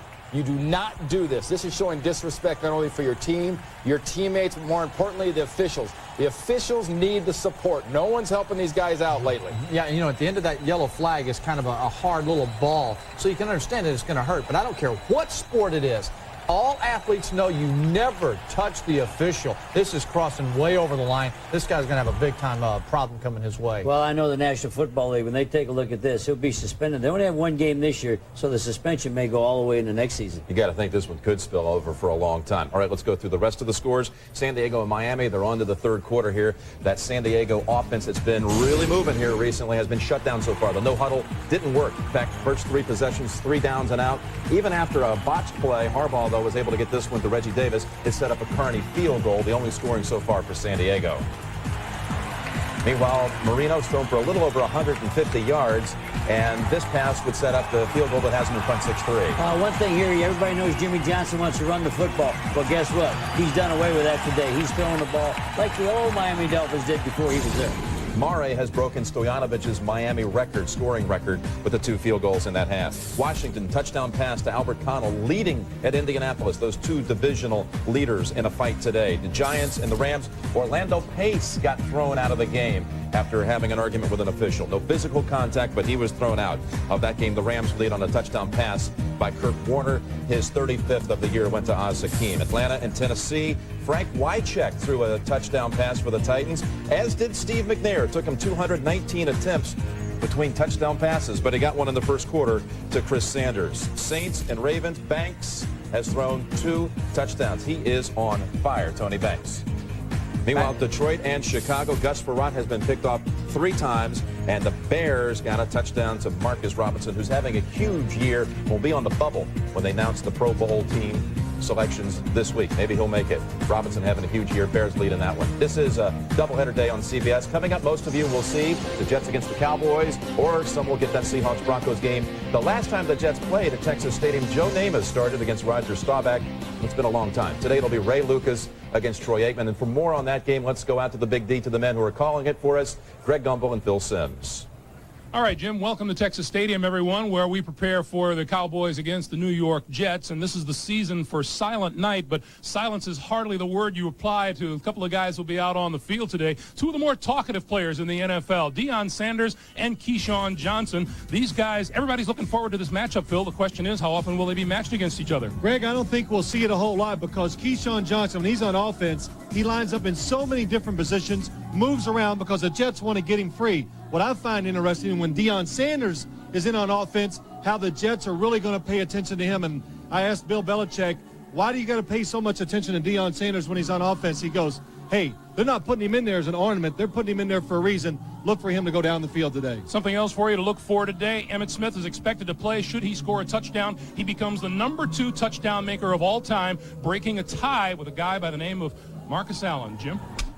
All right, Greg and Phil, I look forward to spending the afternoon with you two, and I get to spend Christmas Day with my three guys here. Special edition of the NFL Today coming your way on Saturday. That leads up to the game between Denver and Detroit. Lions trying to keep their playoff hopes alive. We're going to send you back to the second half in Philadelphia. Coy Detmer to Torrance Small. Ty Detmer's now in at quarterback for Cleveland. We'll have you there in just a moment. CBS Sports presentation of the NASDAQ Halftime Report is sponsored by the NASDAQ Stock Market. CBS Sports presentation of the NASDAQ Halftime Report is sponsored by the NASDAQ Stock Market.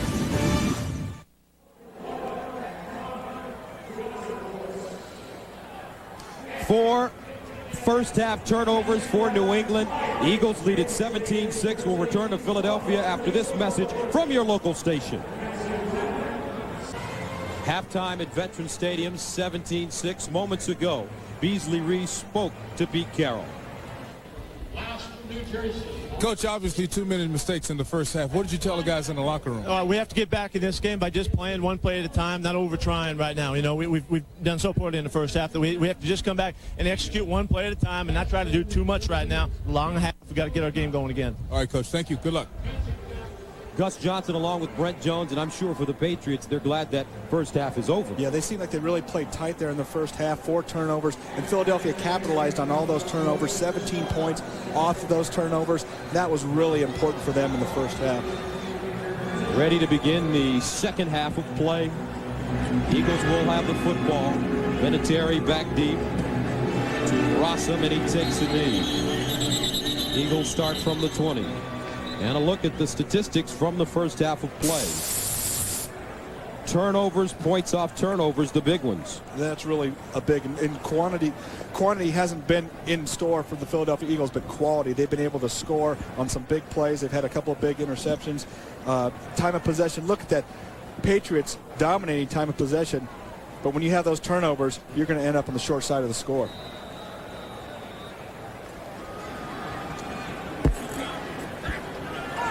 First down and 10 from the 20-yard line.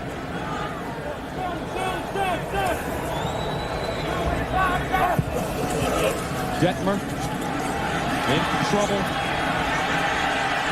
Dumps it off incomplete.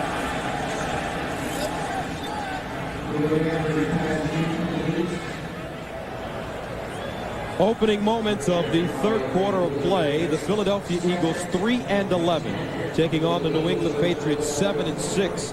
And the story of the first half, New England turned the ball over 4 times, two Drew Bledsoe interceptions, 2 fumbles, resulting in 17 Philadelphia points off turnovers.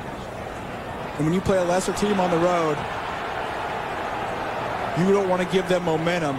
Patriots more talented than the Eagles, but the Eagles have played with emotion today. Also, the intentional grounding the call against Detmer.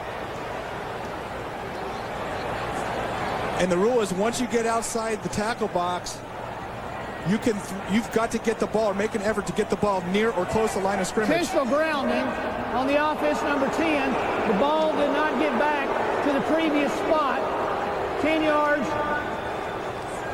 lost it down, second down.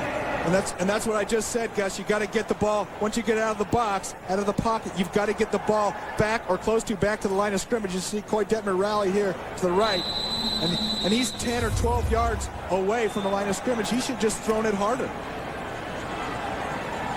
Makes it second down and a long 20 on the 10. They run it. Edwin Watson rumbles ahead of the 15-yard line. Ted Johnson, the middle linebacker, with the tackle. 2 big interceptions in the first half of play. Jeremiah Trotter first. Turned into a touchdown. Here's the second. Look at Sean Jefferson, how open he is. Drew Bledsoe didn't have time to step into the throw. Third down, 15. And the Eagles playing it safe. Brandon Mitchell with the tackle. And they're not yelling deuce this time. They're booing. And the Eagles didn't play it safe the first half. And if you're the New England Patriots, that's exactly what you want to see coming here in the second half. You want to see the Philadelphia Eagles sit on that lead and be very conservative. Sean Landetta, one of 4 USFL players remaining in the NFL, ready to punt, standing at the 2. And Brown back deep.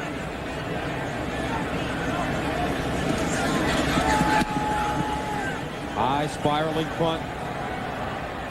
Brown backpedals inside his own 40 and is tackled at the 43-yard line. Luther Broughton with the stop, 46-yard punt, 5-yard return.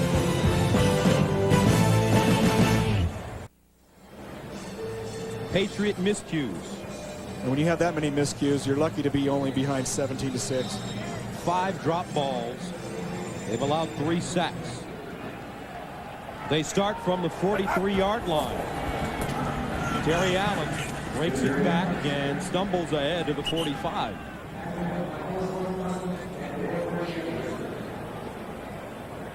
And I just don't see a whole lot of holes up there in that offensive line for Terry Allen to run. And I think that's one of the areas that the Patriots have fallen short this year. Push on the offensive line. Also pass protecting Drew Bledsoe. Allen averaging 2.1 yards a carry today. That's not going to get it done. Second down and 8. Allen once again running for daylight and gets to midfield. But the Patriots, they have enough weapons to really make a charge in this game. Well, they can gash it, and they can gash it quick. And Pete Carroll told Beasley Reese right at halftime, hey, we've got to take it one play at a time. When you're behind by 11, you've got to just not panic. You can't start trying to force throws, trying to make things happen that aren't there. So I think that's why Pete said, hey, we're going to take a couple shots on the ground here, maybe try to work a nice long 8 or 9 play drive and get in scoring range. Third down and 2. Colts in motion. Here's Warren with the first down and more. Inside the 40-yard line. Moore with the tackle. And it's a gain of 11 yards. Watch Zephyrus Moss, number 77, come off, get a little push. Big hole for Lamont Warren to cut back inside. That's the kind of holes that we need to have if you're a New England Patriots fan. You've got to have something for that running back to hit. And Lamont Warren signed as a free agent, played for the Colts last year. From the 35-yard line. Allen, big opening. And Allen gets to the 29. Jeremiah Trotter with the tackle, so the line firing off to begin the second half. Last week, the 1958 championship game was voted the NFL's most memorable game. This week, find out what's number 6, only on NFL.com. That game, the Giants against the Colts. Alan Amici with the touchdown on the goal line for Baltimore. 2nd and 4 on the 29. Allen runs into the 5. Patriots taking a couple shots to that right side of the line. Zephyrus Moss been getting some good movement the last couple of plays. Also, Big Max Lane, number 68, in at right guard, have opened up some holes the last 2 plays, trying to go 3 in a row, and the Eagles just shut it down that time.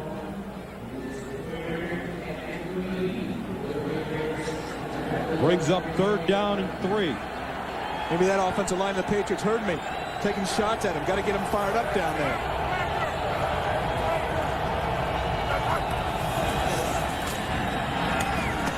Catch Terry Allen, but no, he couldn't hold on. Troy Vincent covering. And it looked like Terry Glenn initially brought it in. Troy Vincent getting his hands in there.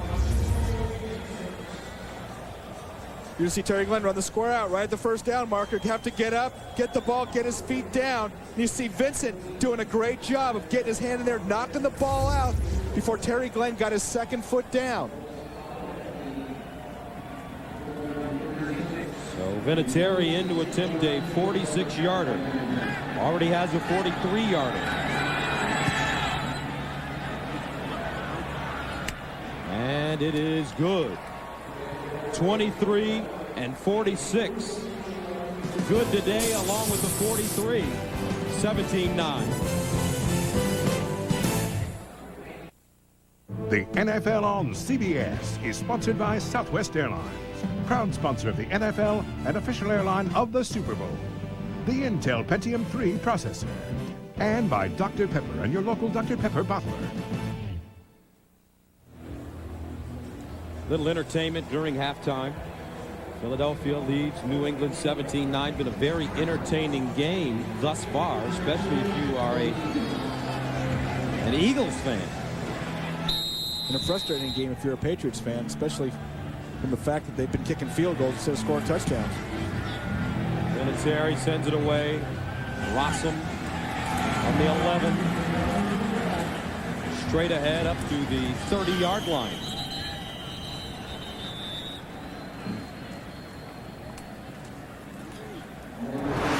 Christmas Day at 1 p.m. Eastern. Join Mark O'Mara, Donna Weinbrecht, and Billy Kidd for some hot times on the slopes at the Merrill Lynch Celebrity Ski Classic. Then at 2 p.m., meet the 3 finalists for Coach of the Year. Plus, go online and cast your vote for this year's award on the 1999 Staples NFL Coach of the Year preview show. Very busy Christmas Day. Who do you like for Coach of the Year? Tom Coughlin. I like Dick Vermeil. Come on, that's the emotional pick, Dick Vermeil. They don't play well, maybe. Here's Detmer. Oh, and a big hit on the left side. Kato Sawanga coming up and making the play. Hitting the big rookie fullback, Cecil Martin, 240 pounds of mean. Andy Reid was telling us he really likes the way Cecil catches the ball out of the backfield. You usually don't see fullbacks with great hands like that. He's got some movement, some shake and bake to him. Block for Ron Dane at Wisconsin, the Heisman Trophy winner last year.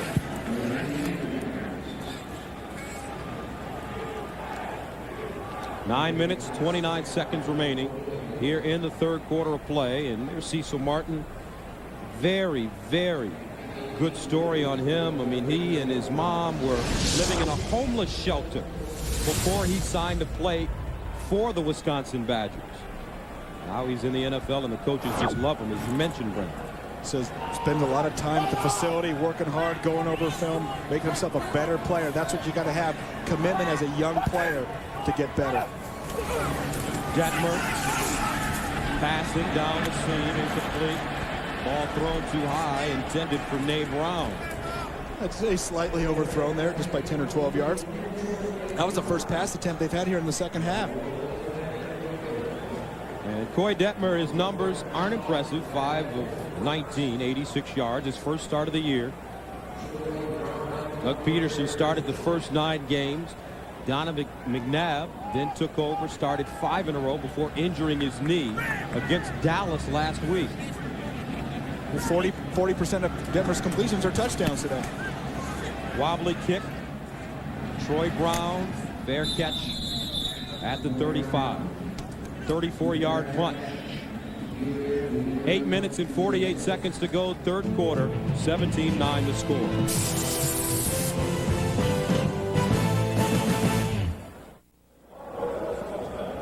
Somewhere in the middle, there's Donovan McNabb, the future for the Philadelphia Eagles. Done a great job moving around, scrambling around, got some big yards, running the ball. He's going to be a double threat out with that second-degree sprain of his MCL today. Drew Bledsoe lost it. Loose ball. Live ball. Picked up by the Eagles. Steve Martin. Turnover number 5.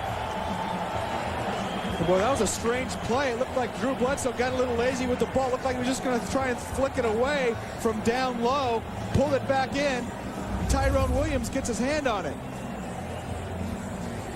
Watch Bledsoe drop back here. 3-step drop. Kind of standing in the pocket. 3-step drop. Got to get rid of it. Once double clutches and just loses himself. Ball slips out of his hands. Live ball. Another Patriot turnover. That's got to be cold weather. The ball just getting hard and sliding right out of your hands. Eagles take over, pump fake, Detmer down the field. Incomplete. Torrance Small had Serwanga beaten. And on a play like that, did Detmer throw it over the wrong shoulder, or did Small run the wrong route? Actually, you're going to see Small run a little slant and go. Serwanga, they got him earlier. See him jump on the slant route. Coy Detmer has got to throw the ball over the inside shoulder. Torrance Small had him beat to the inside. And I knew it was just a matter of time before I said tie. No, you didn't do it. You almost said tie, but you said goal. Here's the run for Deuce Staley. Stopped by Sullivan. Boy, when you get chances like that, you got to go ahead and make it happen. Coy Detmer having a wide open Terrence Small. Change that Eric Bieniemy running the football for the Eagles. Seldom used backup running back, who is a key member of the special teams unit. He comes out of the game. Staley back in. Out of the I formation, Deuce Staley, the deep back. And they switch into the pro set.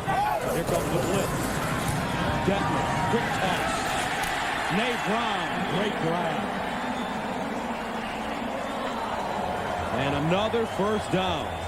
Eagles offensive line picking up the blitz.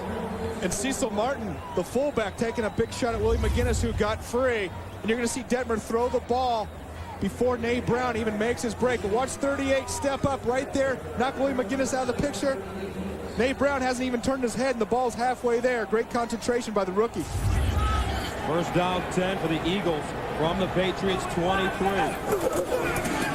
Deuce. Tackled from behind by McGinnis.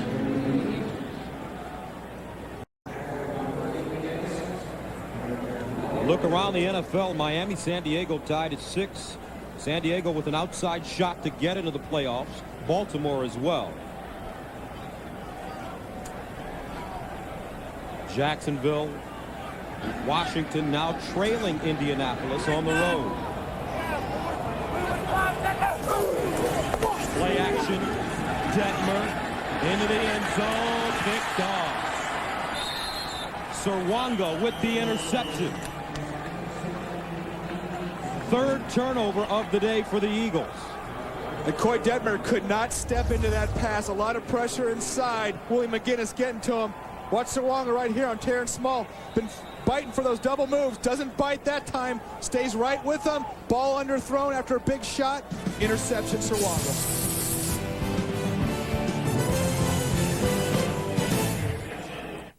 The NFL on CBS is sponsored by Motorola and by Merrill Lynch. There's a new way to work with Merrill Lynch any way you want. Welcome back to Veterans Stadium. Patriots take over at the 20-yard line. Coach in motion. They give it to Warren. William Thomas drags him down from behind. Henry Thomas, Willie McGinnis. Let's go back to that interception, Gus. Watch Brandon Mitchell right here take up the block of the tackle and the guard, Jeff Dellenbach. Jeff Dellenbach stays with him initially. He's got to come back. Come back. Jeff Dellenbach's got to come back right now and block Willie McGinnis. He's got to be quick because McGinnis is quick. McGinnis goes right by him. Detmer can't step into the pass, takes a big shot. Ball underthrown, interception. Second down 10 from the 20. Warren lines up in the backfield. Here comes a blitz. Bledsoe knocked down. Brian Dawkins knocking it down. We talked about Brian Dawkins being one of the best blitzers. Actually, Patriots offensive line did a good job of setting up the screen. It's going to be there. Drew throws the ball, but Dawkins is coming up in the air, knocks it right down. So that'll make it third down and 10 from the 20. They need to get to the 30-yard line for a first down. 3-receiver package. Bledsoe sprints out, in trouble, incomplete. He gets dropped in the end zone. No protection for Drew Bledsoe. And you saw the Patriots trying to move the pocket that time with Drew Bledsoe. They're trying to roll him out a little half roll to the right side, except Allen Rossum's coming from that side. Nobody's blocking him, so Drew's rolling out to the right. All of a sudden, guys are in his face. 25, 54, Trotter, Rossum, all over the place. You see Rossum right here beating the fullback Carter's block. And so they tried to move the pocket. They know Philadelphia is going to blitz, but they moved the pocket right into the blitz. Lee Johnson from the 5. Allen Rossum at the 33.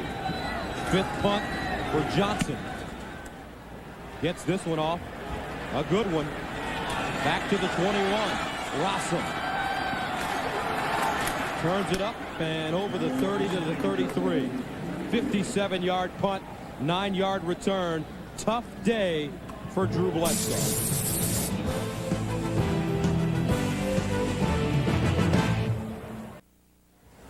Tonight on CBS, follow the story of one ordinary man's dream to make the Gulf Tour. Robert Urich stars in the world premiere movie Miracle on the 17th Green. Tonight on CBS. And Brent, when you look at the Patriots, their talent is a little bit deceiving. Well, I think they've really been outplayed this year on the lines, both the offensive and the defense. I don't think they've made things happen. And it's tough because there's not statistics to back it up. Deuce Staley over the 35. Mitchell with the tackle. You look at the Patriots and they have the great quarterback in Drew Bledsoe, the great receiver in Terry Glenn, the great tight end. But as you mentioned, they have problems on the offensive and the defensive line. Really only one player on that defense, Willie McGinnis. Well, one of my favorite statistics, and they've got to go to it this year, is the sack ratio. They've given up 42 sacks this year on offense, only have 32 on defense. That's a -10. Detmer. Underneath, Nate Brown at the 41. Detmer hanging in there. A gain of 22. And how about the rookie Nate Brown making one-handed catches today, two-handed catches? Andy Reid told us he's got the best hands on the team.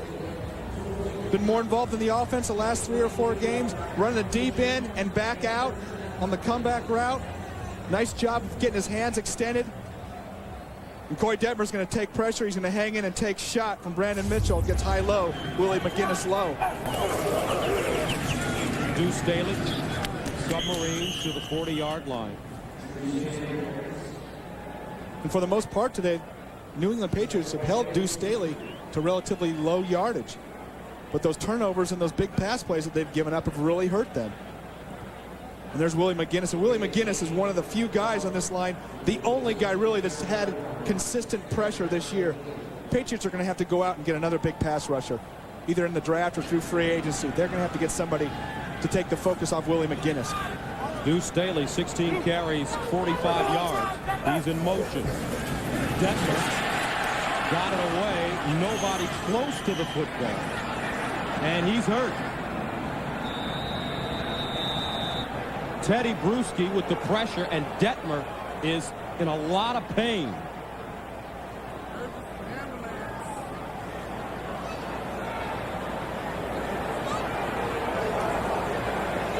Boy, and you hate to see that.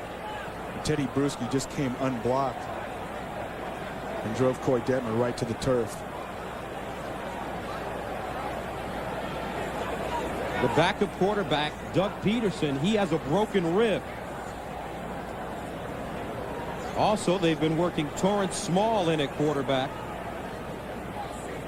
the starting wide receiver.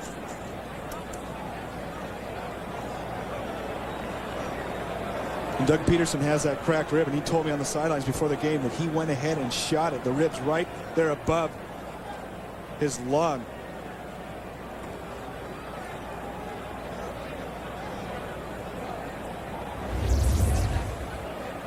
Watch Teddy Bruschi right here coming from the outside. Free shot. Nobody to block him.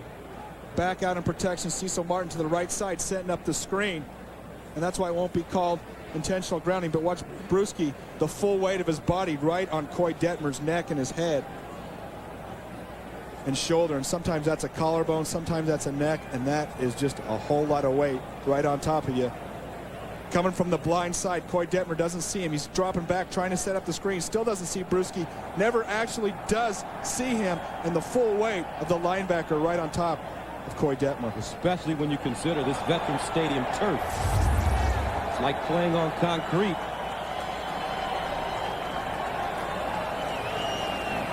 Detmer.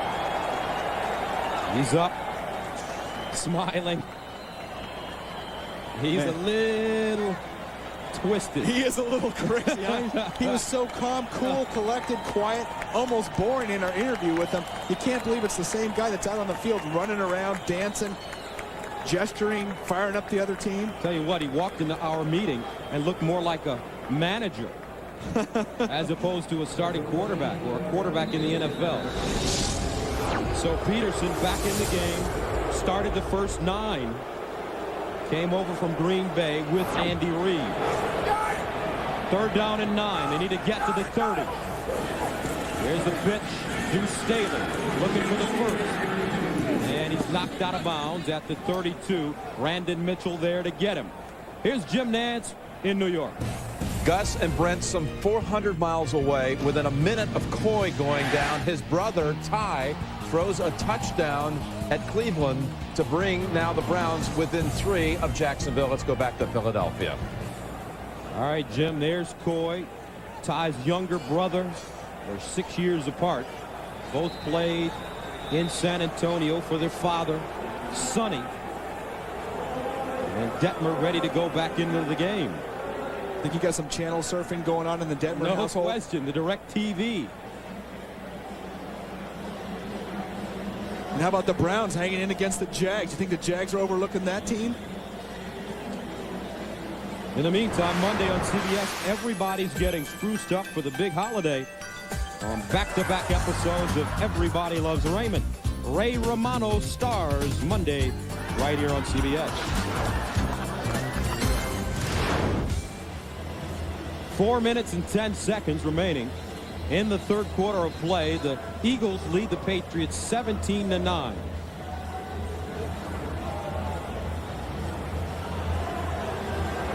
And I think they're thinking about going for it on 4th down, but now I think they're going to bring out the punt unit. And the fans want them to go for it. You never know what may happen then. Yeah, there were enough strange things today. They could go ahead and fake it.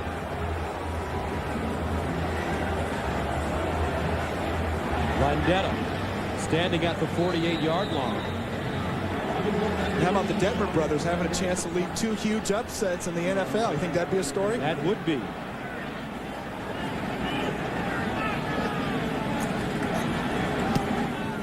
Landetta pops it up. And fair caught at the 10-yard line. 23-yard punt. But he did what he wanted to do and pin the Patriots deep. They'll start from the 10. Coming up in the second half of today's doubleheader, you'll see the New York Jets trying to spoil the Dallas Cowboys playoff hopes next on CBS. A look at the playoff situation, the wild card in the NFC, Detroit 8-5. They take on Chicago today. Green Bay, Minnesota. Only 3 will get in. It's going to be a battle right down to the end. Who can be the best or the worst? Because those teams have done nothing but be average this year. First down 10 from the 11. Allen. Play strung out nicely by the Philadelphia defense, led by Kelly Gregg, number 94, a rookie out of Oklahoma. Not much success for the Patriots running to the left side today. They had a couple shots to the right side earlier. Maybe now they go back to the right if they want to run the ball. They got to start making some things happen in the pass game. Where is Ben Coates? And people have been saying that all year. 26 catches coming into the game today. Bledsoe underneath Allen. Stopped by Jeremiah Trotter. Ben Coates on the sideline. Well, you can't catch it when you're on the sideline. And look at the numbers. In the past, Ben Coates has been terrific, but this year just a down year. Is it all of his fault? Well, you know, I don't think so. I think Ben Coates has never been the ultimate speed guy. He's been a position guy. Great job catching the ball in traffic. He has been their reliable receiver over the years. And I don't care if linebackers are covering him. Throw him the ball. He's going to make the catch. 3rd down 7 from the 14. They need to get to the 21.5. Bledsoe to the sideline, knocked away. Al Harris closed on that and made the play. And defensive coordinator for the Eagles, Jim Johnson, told us yesterday Al Harris is their best man-to-man cover guy. And you're talking about a compliment right there with Troy Vincent and Bobby Taylor on the team. Watch Harris spin back around and come back to the ball. Terry Glenn does not come back to the ball. He sits and waits for it. Terry Glenn knows better than that. He's got to stop, make that plant, and come back and be the defensive back to the ball. Johnson sends it away. Rossum from the 33. Alan Rossum. Nice return. Gets inside Patriots territory. A return of 20. And Jim Johnson really has this Philadelphia Eagles defense playing well. He really does. Not a lot of pressure from his front four this year, so he's had to go to a more aggressive blitzing type of scheme. Has the defensive backs to be able to do that. They've been able to hang tough. Very aggressive style of defense. If they get another pass rusher, they lost Hugh Douglas earlier this year that really hurt their pass rush with a torn bicep. They get another pass rusher in the draft next year. Maybe Santa will bring him a pass rusher and a big play wide receiver. And those 3-point losses could be Eagle victories next year. Deuce Staley.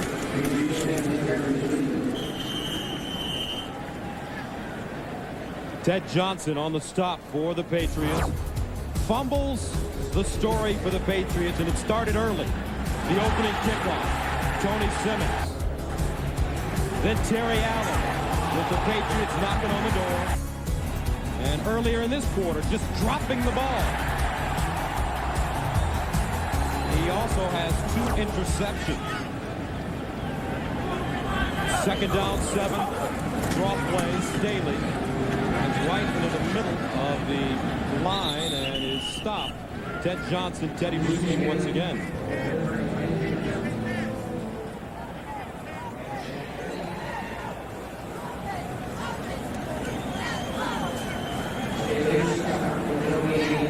Brings up 3rd and 6. 1:30 to go in the third quarter. And you've seen this Philadelphia offense be a lot more conservative here in the second half. They've got the lead, still up by 8. 2 of 14 today on 3rd down. That doesn't usually generate a lot of points. Here's Detmer down the seam. Oh! And there he goes. Touchdown, Philly. Dietrich Gels. 44 yards.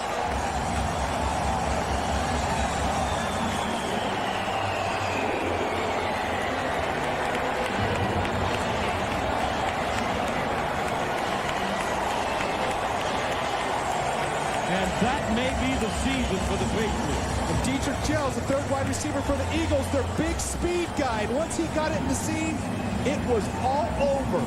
There's nobody from the Patriots secondary that can keep up with him.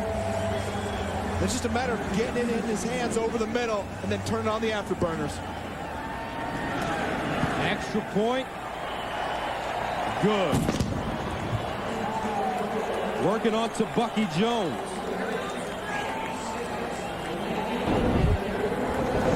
Here we go. Gels one-on-one versus Bucky Jones. Getting off the line of scrimmage right now. Bucky Jones dropping in the zone. All of a sudden saying, I got him. Gels coming across the middle. Chris Carter, Katzenmoyer.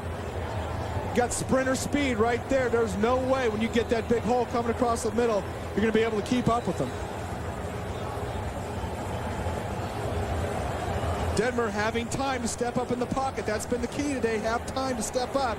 And once Gels gets it coming across, nobody's going to catch him.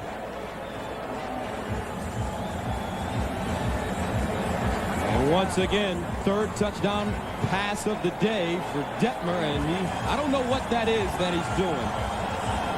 He had the wind knocked out of him a little while earlier, and now he's got the Eagles up 24-9. He's done that. Crowd getting into it. Yeah, he's done that move a few times today. And he told us before he wasn't going to do it. Said Andy Reid wouldn't like it, but he got caught up in the emotion. It looks like Chichi Rodriguez when he pulls out his golf club. Yeah, no, it looks a lot better. It looks a lot better with a golf club. He calls it the whip, I'm told. No, they're whipping the Patriots, that's for sure. Simmons from the 15. Out of bounds at the 34. With a minute to go in the third quarter of play.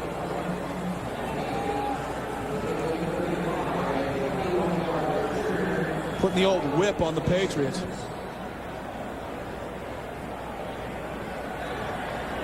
Detmer, 8 of 25, 163 yards, 3 touchdowns, and 2 interceptions.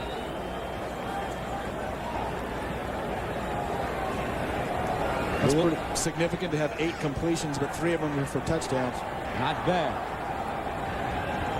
New England. Bledsoe down the middle. There's Ben Coates. Lowers his head, and Coates gets inside Philadelphia territory, a gain of 27. And Drew Bledsoe's getting this Patriots offense up on the ball. They know they've got to get some things happening right now. And it's nice that Ernie Zampese, the offensive coordinator for the Patriots, finally listening to me, because I can't believe you can't find a way to get Ben Coates involved. Quick strike, Terry Glenn trying to make the first man miss, but he doesn't. Al Harris slamming him to the turf. You know, that type of play is so much better versus off coverage. These Philadelphia defensive backs great at press coverage, man-to-man in your face. So you don't want to throw that hitch route because the guys are right there, right on top of you. One more play possibly in the quarter. Bledsoe dumps it off. Warren spins, goes down at the 37-yard line. William Thomas with the stop. End of the third quarter of play, 24-9 Eagles.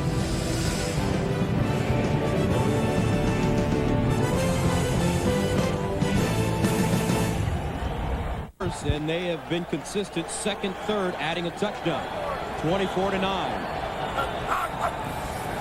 Drew Bledsoe dumps it off, incomplete. Patriots offense stalling inside the red zone in the little skirmish there. Al Harris in the middle. They have stalled inside the red zone. Ernie Zampese, the veteran offensive coordinator for New England. He has tried to be very creative. And they're going to go for it here on 4th down. And when Drew Bledsoe takes a 3-step drop and is getting hit throwing the slant pattern, something's wrong with the offensive line. They've got to fire out and stop the initial charge of the Philadelphia Eagles. You can't let your quarterback get hit on a 3-step drop. 4th down 9 from the 37. Here's Bledsoe under pressure down the field for Glenn, incomplete. So the Patriots turn it over on downs. 14:52 to go in the fourth.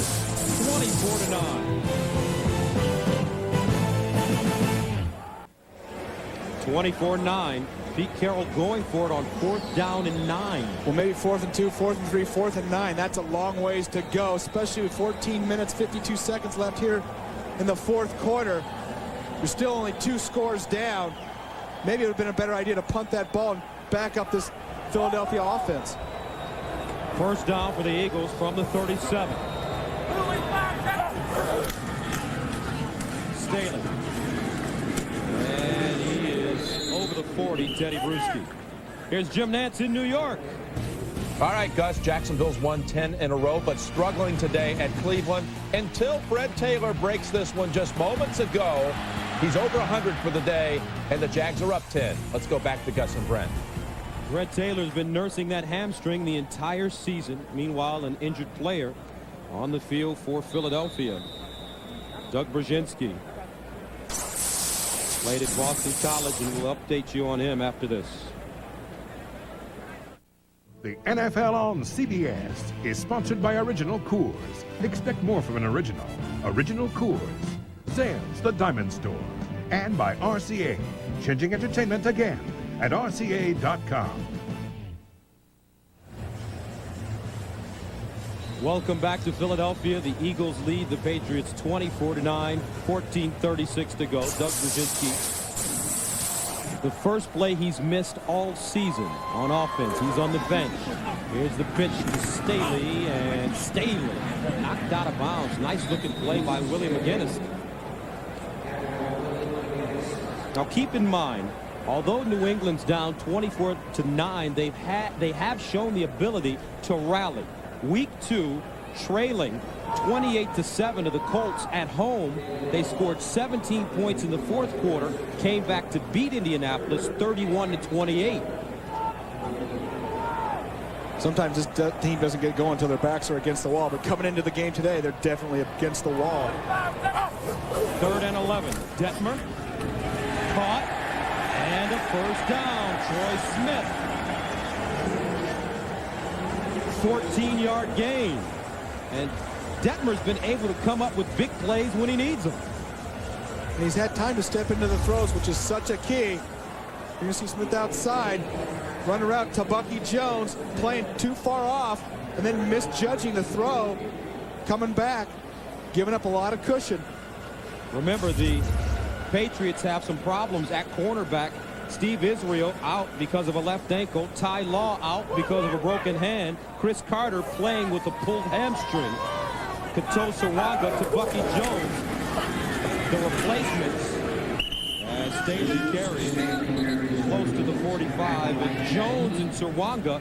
Sarwanga has 1 year of experience in the NFL. To Bucky Jones, first-round draft pick out of Syracuse, has only 2 years of experience. This is his second year. Coy Detmer and the Eagles offense right now, they just want to chew clock. That was a big first down for him. Allows them to run the ball a couple more times, chew up some clock, maybe make a little play action pass here or there. They're definitely in control here in the fourth quarter. 2nd down 5 from the 45. Nate Brown, the motion man. Bieniemy, nice move. First down. Eric Bieniemy, a gain of 6. He's a little scat back out of Colorado in his 9th year. Eric Bieniemy getting a toss, or the handoff right here, going wide. Watch Nate Brown, 85 into your screen on Sarwanga. Blocking him outside, allowing Bieniemy to get back up inside and pick up another first down, keep that clock running. Look around the NFL, San Diego, Miami tied at 9. Jacksonville up on Cleveland. First down 10 from the 39. Bieniemy again. Flag on the play.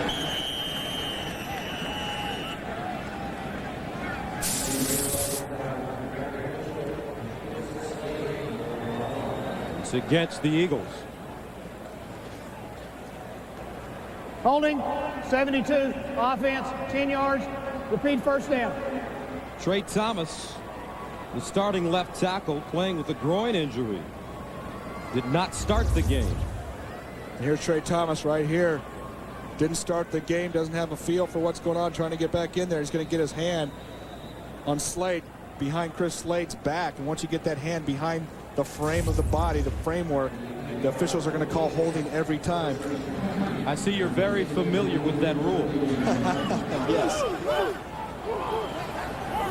First down and a long 20. Short drop underneath, on at the 45-yard line. Chad Lewis with the reception. Tuesday on CBS, Jag is America's #1 action drama, and this season it's more exciting than ever. Don't miss David James Elliott and Catherine Bell in Jag, Tuesday on CBS. You saw Coy Detmer throw that quick stick out to Chad Lewis, the tight end, and they have a lot of plays, and Andy Reid told me for the quick stick out and up. You might see that before this game's over. They just set it up right there with the stick out. 2nd down 16 from the 45. Staley. Run down. Teddy Bruschi in on the play, along with Lawyer Malloy. Here's a question for you. Chad Lewis cut by the St. Louis Rams. Now, if the Rams go to the playoffs and get into the Super Bowl after playing over half of the season with them, does he get a share, or is he able to get a ring? How does that go? Well, I actually thought the rule was 8 games. They've changed that rule a couple times over the years from when I was in the league. But I'd sure make a case for it. I'd want that. Hey, he was down there, he was sweating, he was playing, he was a part of the team, and I'd make a case for a share, and if they went that far, even a ring. Draw play. Staley bottled up and taken down to at the 35 by Lawyer Malloy. You see the Eagles just choosing to run clock, not even try for the first down. Would have been a longer pass. Go ahead, just chew the clock. Deuce Staley carrying the load 24 times for 69 yards. 4th down, Landeta in the punt. Troy Brown standing at the 10. 8th punt of the game for Sean Landeta. And he really just wants to pin him deep. He did it on his last kick. Pops it up again. Great job for Landeta. Caught at the 15-yard line. 20-yard punt, but effective. 9:15 to go, 4th quarter. 24-9. 24-9. 9:15 to go in the 4th quarter. The Patriots need to start making something happen right now.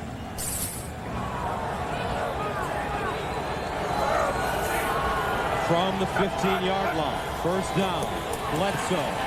Bledsoe standing in, and he's dragged down from behind. William Thomas. 5th sack of the day. And Bledsoe gets up slowly. And watch William Thomas go flying over the top right there after the Drew Bledsoe duck. Stops, reverses field, comes back, and gets him. Great effort, William Thomas. That's not giving up on a play. That's staying intense and focused.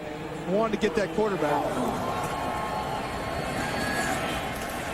Warren running the ball over the left side. Gets to the 15. Make it 16-yard line on 2nd and 11.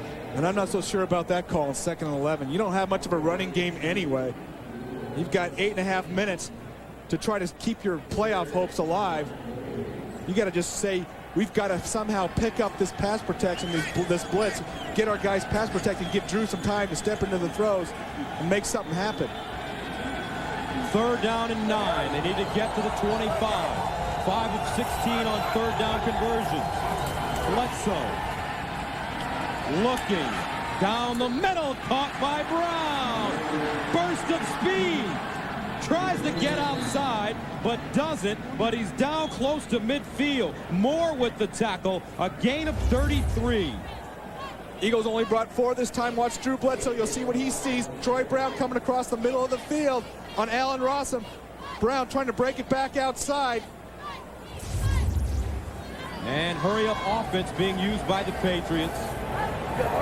1st down from the 49-yard line. Bledsoe under pressure, dumps it.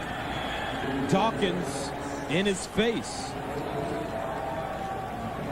Veterans Stadium, Philadelphia, where the New England Patriots and the Eagles do battle. 24-9 the score. Andy Reid's team very well prepared, and they've been taking advantage of all kinds of opportunities. And they've had a lot of opportunities to take advantage of this New England team. Too many turnovers on the road. Penalties, drop passes, all those things combined for a flat performance. 5 turnovers. Bledsoe to the sideline under pressure. Incomplete.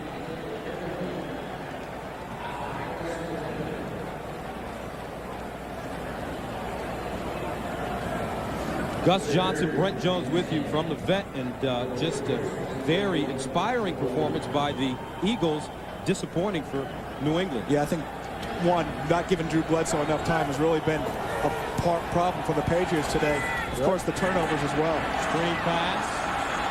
Nice move down the sideline.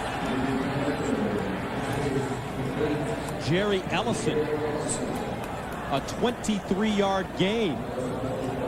And that's 2 big 3rd down conversions in a row. Jerry Ellison sneaking out. A lot of pressure from Philadelphia. We said you beat the blitz by throwing screen passes. Little quick screen right on the outside. Ellison staying in bounds, doing a nice tightrope walk down the sideline. Got the 1st down. Bledsoe. Coates cuts it up. Then Coates down to the 12. A gain of 15 yards, and look how quickly the Patriots have gotten down the field. They've made some plays on 3rd down. Then Ben Coates catching the ball out on the flat. Once he had the ball in his hands, he sure accelerated. It looked like he was moving pretty well to me. Bledsoe again in the end zone. Incomplete. The red zone still causing problems for this New England Patriots team. They've been there 3 times. No touchdowns. 2 field goals. They've been inside the 30 more than that. And with a lot of the blitzing from the Philadelphia Eagles, you see Ben Coates, he's had to stay in and block. He has got to be utilized. They have got to use backs to pick up these blitzing linebackers and safeties and get Ben Coates out on the route. And now he's coming back off the field. He's banged up on the sidelines. 4 receivers in.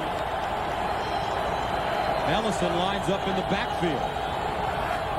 Brown in motion. Bledsoe dumps it off. Ellison turns it up. Gets down to the 5.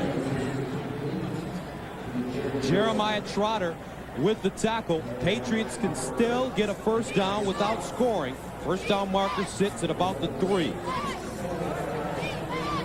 6:16 to go. You are in 4-down territory, no doubt about it, for New England. 3rd down, 2.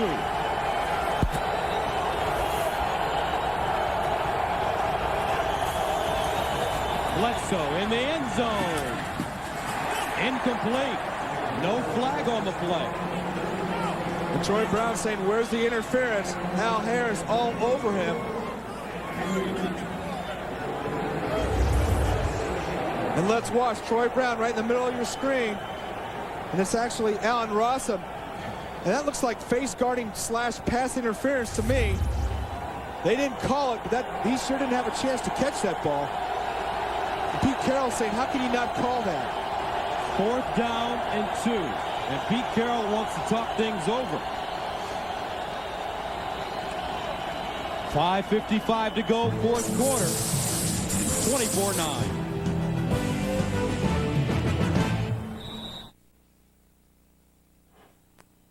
The NFL on CBS is sponsored by Jordan and by SAP, one-step business over the internet.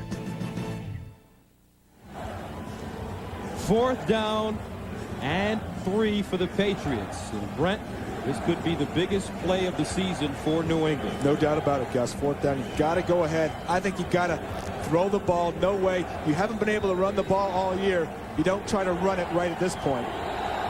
So here we go. Warren in the backfield. He lines up almost in the slot. Bledsoe to pass.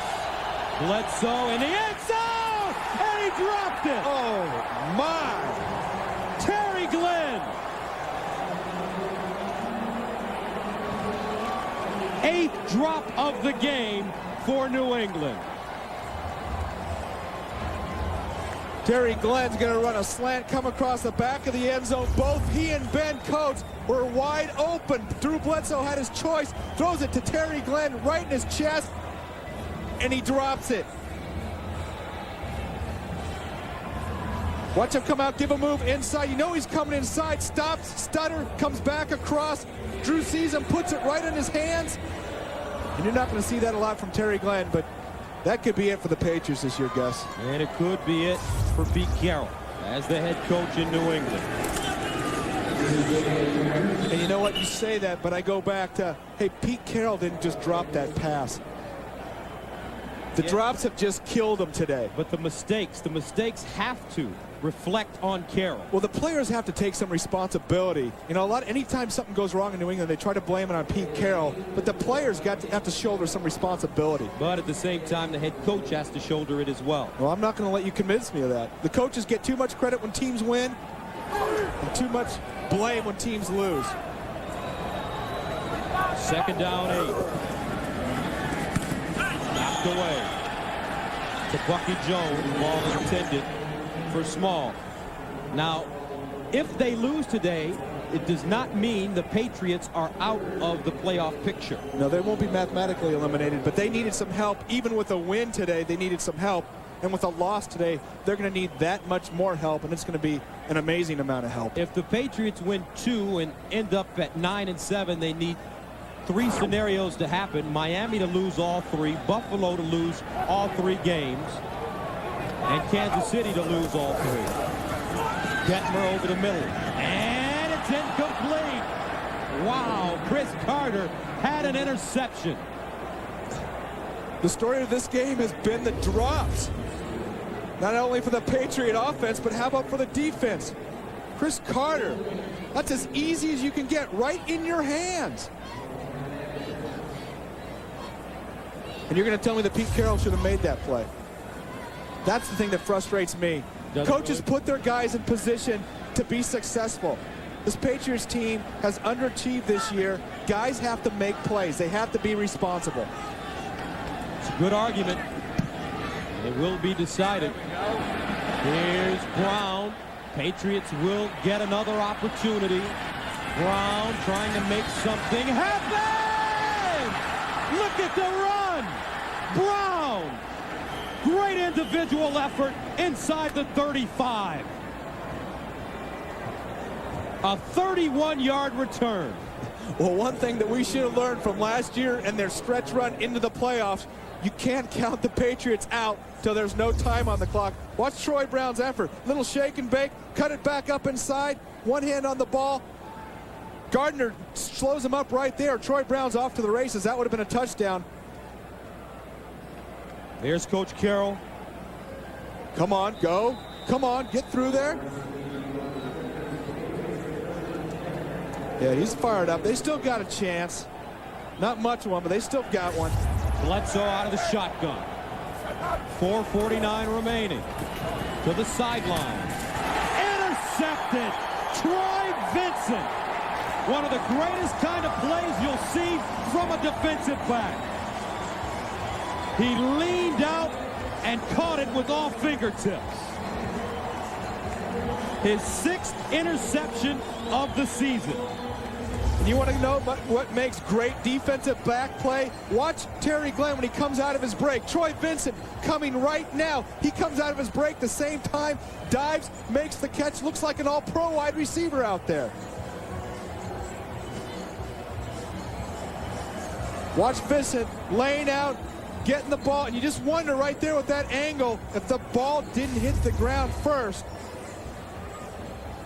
3rd interception of the day for Bledsoe. And maybe the Patriots ought to challenge that. 6 turnovers.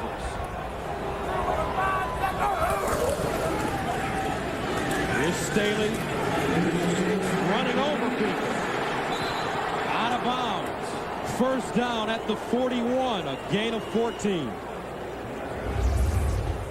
Let's go back to that interception. Watch Vincent, and he dives. When you get your hands extended, you can't tell if he rolls that ball. It looks like he was starting to roll it underneath his elbows, which is what you have to do. I don't know if the ball hits ground right there. It's awful close. Referee right on it. And it doesn't matter now.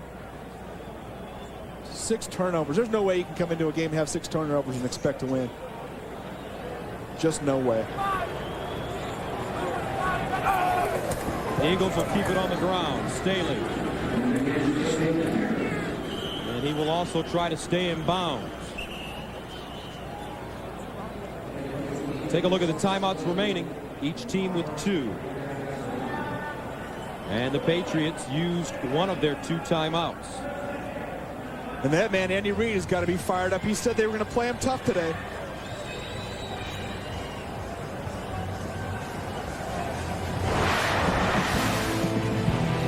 How do you turn ironing clothes into a TV show? No, it isn't Martha Stewart. It's our own Phil Simms. And Christmas Day, Phil and partner Greg Gumbel show off the 15 players selected to the very first all-iron team. Some of the picks might surprise you. That's Christmas Day at 2:30 p.m. Eastern, right here on CBS. 1 timeout remaining for New England. The Phil Simms Iron Man show. You know, the Giants win a couple games, and he throws his Giants jersey back on. You jumping on the Giants bandwagon? Well, he's got to do that. I guess we'll give it to him. That's his team. We'll give it to him. couple of Super Bowl rings. Phil's a great competitor.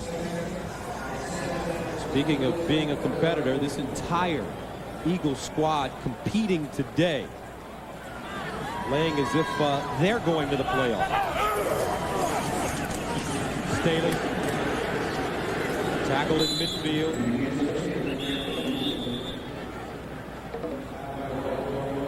And another timeout called by New England. Well, Troy Vincent has shown us a lot today. Don't forget, coming up next, the Jets in Dallas.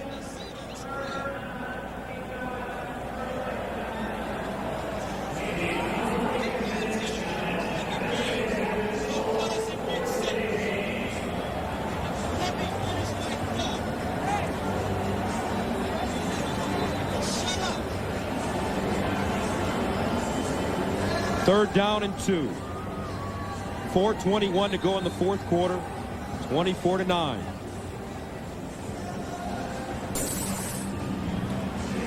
No timeouts remaining for New England. Detmer's done a great job for this Philadelphia squad. He's given them energy and been able to come up with big plays when they need them. A lot of motion in that huddle, and New England has to stop them right here because with no timeouts left, Philadelphia's going to chew the clock if they get this first down. Third down, 2. Staley will not get the first down. Chris Slade with the tackle, and here comes the punt team for the Eagles. So with 4 minutes to go and no timeouts, can the Patriots somehow rally? Well, they get themselves in position. I'm not going to count them out. 4 minutes left, but it's going to be tough. No timeouts. You're going to have to use the sideline well. You're going to have to hustle. You have to get the lineman up to the ball, get plays off quickly. And then you're going to have to get the ball back again with an onside kick and do the same thing all over again. 2 touchdowns and a 2-point conversion can get them back into this. Brown with the spectacular run on his last return.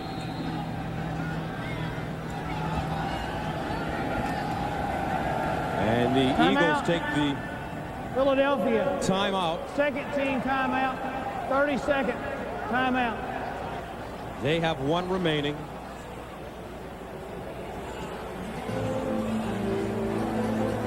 Going to look around the NFL. Miami, huge win for them to improve to 9-5 over San Diego at home. A couple of great offenses. Nobody even scored a touchdown in that game. That's unbelievable. Jacksonville winning on the road. And they can clinch the Central with a win next week over Tennessee. The Jaguars, Indianapolis beating the Redskins. They clinch a first-round bye. St. Louis winning over the Giants as well. And the Rams clinch home field advantage throughout the playoffs. Brown at the 6. And he gets to the 15. 8-yard return.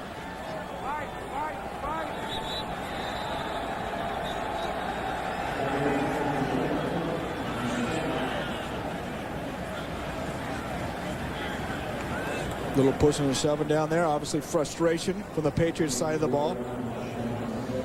Don't forget, coming up next, the Jets in Dallas in the Big D. Keyshawn going against Dion. Ooh, that should be a good one. I think there'll be some trash talk in there. No question. Greg Gumbel, Phil Simms will have the call for you. Dallas beating this Eagles team last week, 20-10. Tell you what, though, the Eagles have some talent on this squad. And they also have some fight. They haven't given up, and it's been a tough year for them. But they've been in a lot of close games. A lot of young players on this roster. Bledsoe over the middle. Caught. Ellison down at the 30-yard line. No timeouts, remember, for New England. Picked up 13 there. 3:08 and counting. Drew's got to get these guys up on the ball. They're wandering around. Every 3 or 4 seconds are going to count right here down the stretch. Bledsoe again. Over the middle, Ellison. And he's dropped at the 34.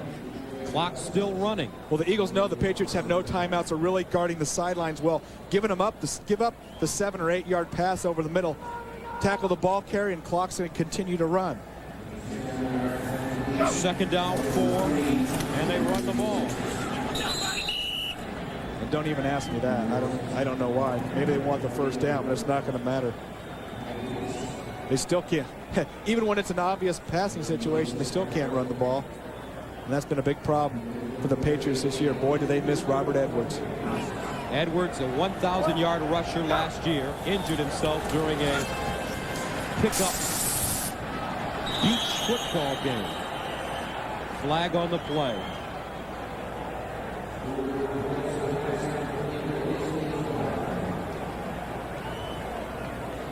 Offsides against the Eagles with 2:09 to go. And Rossum, I think, just getting a little too anxious. Offside on the defense, number 25, 5 yards, first down. That stops the clock. Gets the first down for the Patriots. 10 points for the Eagles in the first quarter, 7 in the second, 7 in the third. That's all they've needed. First down from the 43. Bledsoe! Dropped at the 35. Mike Mamula, 3 sacks on the day.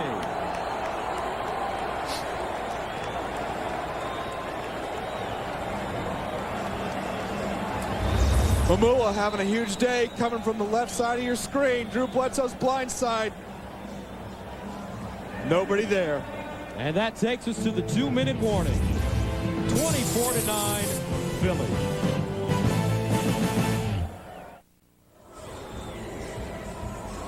The AFC wild card race. 3 teams will go into the playoffs from this group. Baltimore beating New Orleans currently. And Miami beating San Diego. Second down 18 from the 35. 2 minutes remaining. Bledsoe to the sideline, and it's caught. Rod Rutledge trying to get out of bounds, but does not. A gain of 11.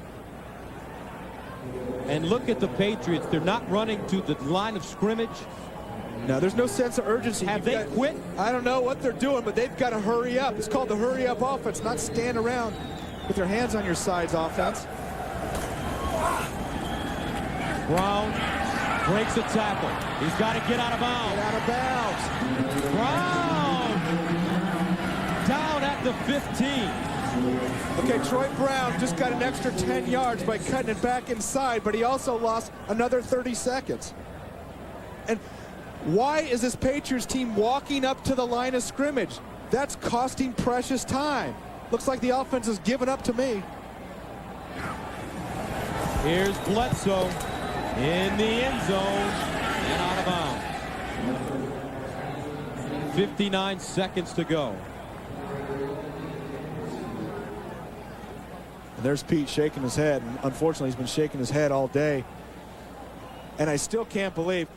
Sense of urgency. You've got to score twice. You've got to run up. And I know this offense is tired for the New England Patriots, but run up, get those linemen up there, hustle them, get set, get the plays off. Walking around 3 or 4 times, 5 or 6 seconds a time, you're costing yourself time.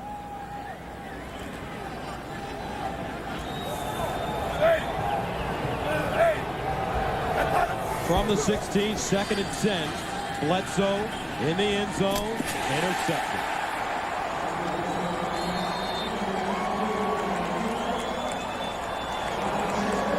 How about Troy Vincent? He might be the leading receiver today for the Eagles. You don't think he should have some Pro Bowl consideration? He has been all over the field. 7 interceptions on the year.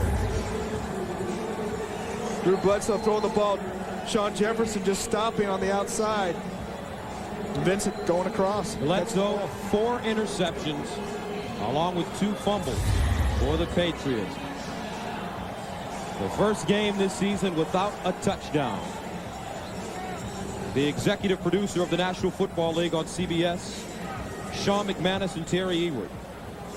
The coordinating director of the NFL on CBS is Larry Cavallina. Today's game was produced by Bob Monsbach and directed by Suzanne Smith. The producer of the NFL Today is Eric Mann. The NFL Today is directed by Bob Matina. The associate director of today's game, Sean Robbins. Broadcast associate, happy birthday, Debbie Bulak. The technical director, Chris Romanek. The statistician, Russ Galen. And the spotter, Ben Calhoun.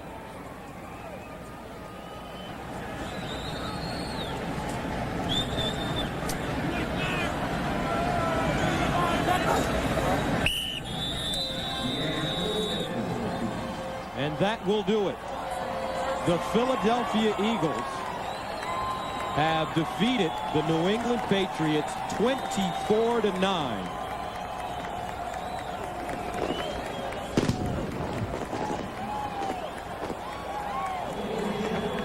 Turnovers the story. So for Brent Jones and Beasley, Reese, this is Gus Johnson saying so long from Philadelphia. 24-9 the final. Eagles improve to 4-11. Coming up next, the second half of today's doubleheader. The New York Jets at Dallas. 4 interceptions from Drew Bledsoe. 2 turnovers. Fumbles, rather. 6 turnovers. And there probably won't be playoffs in the future for the Patriots.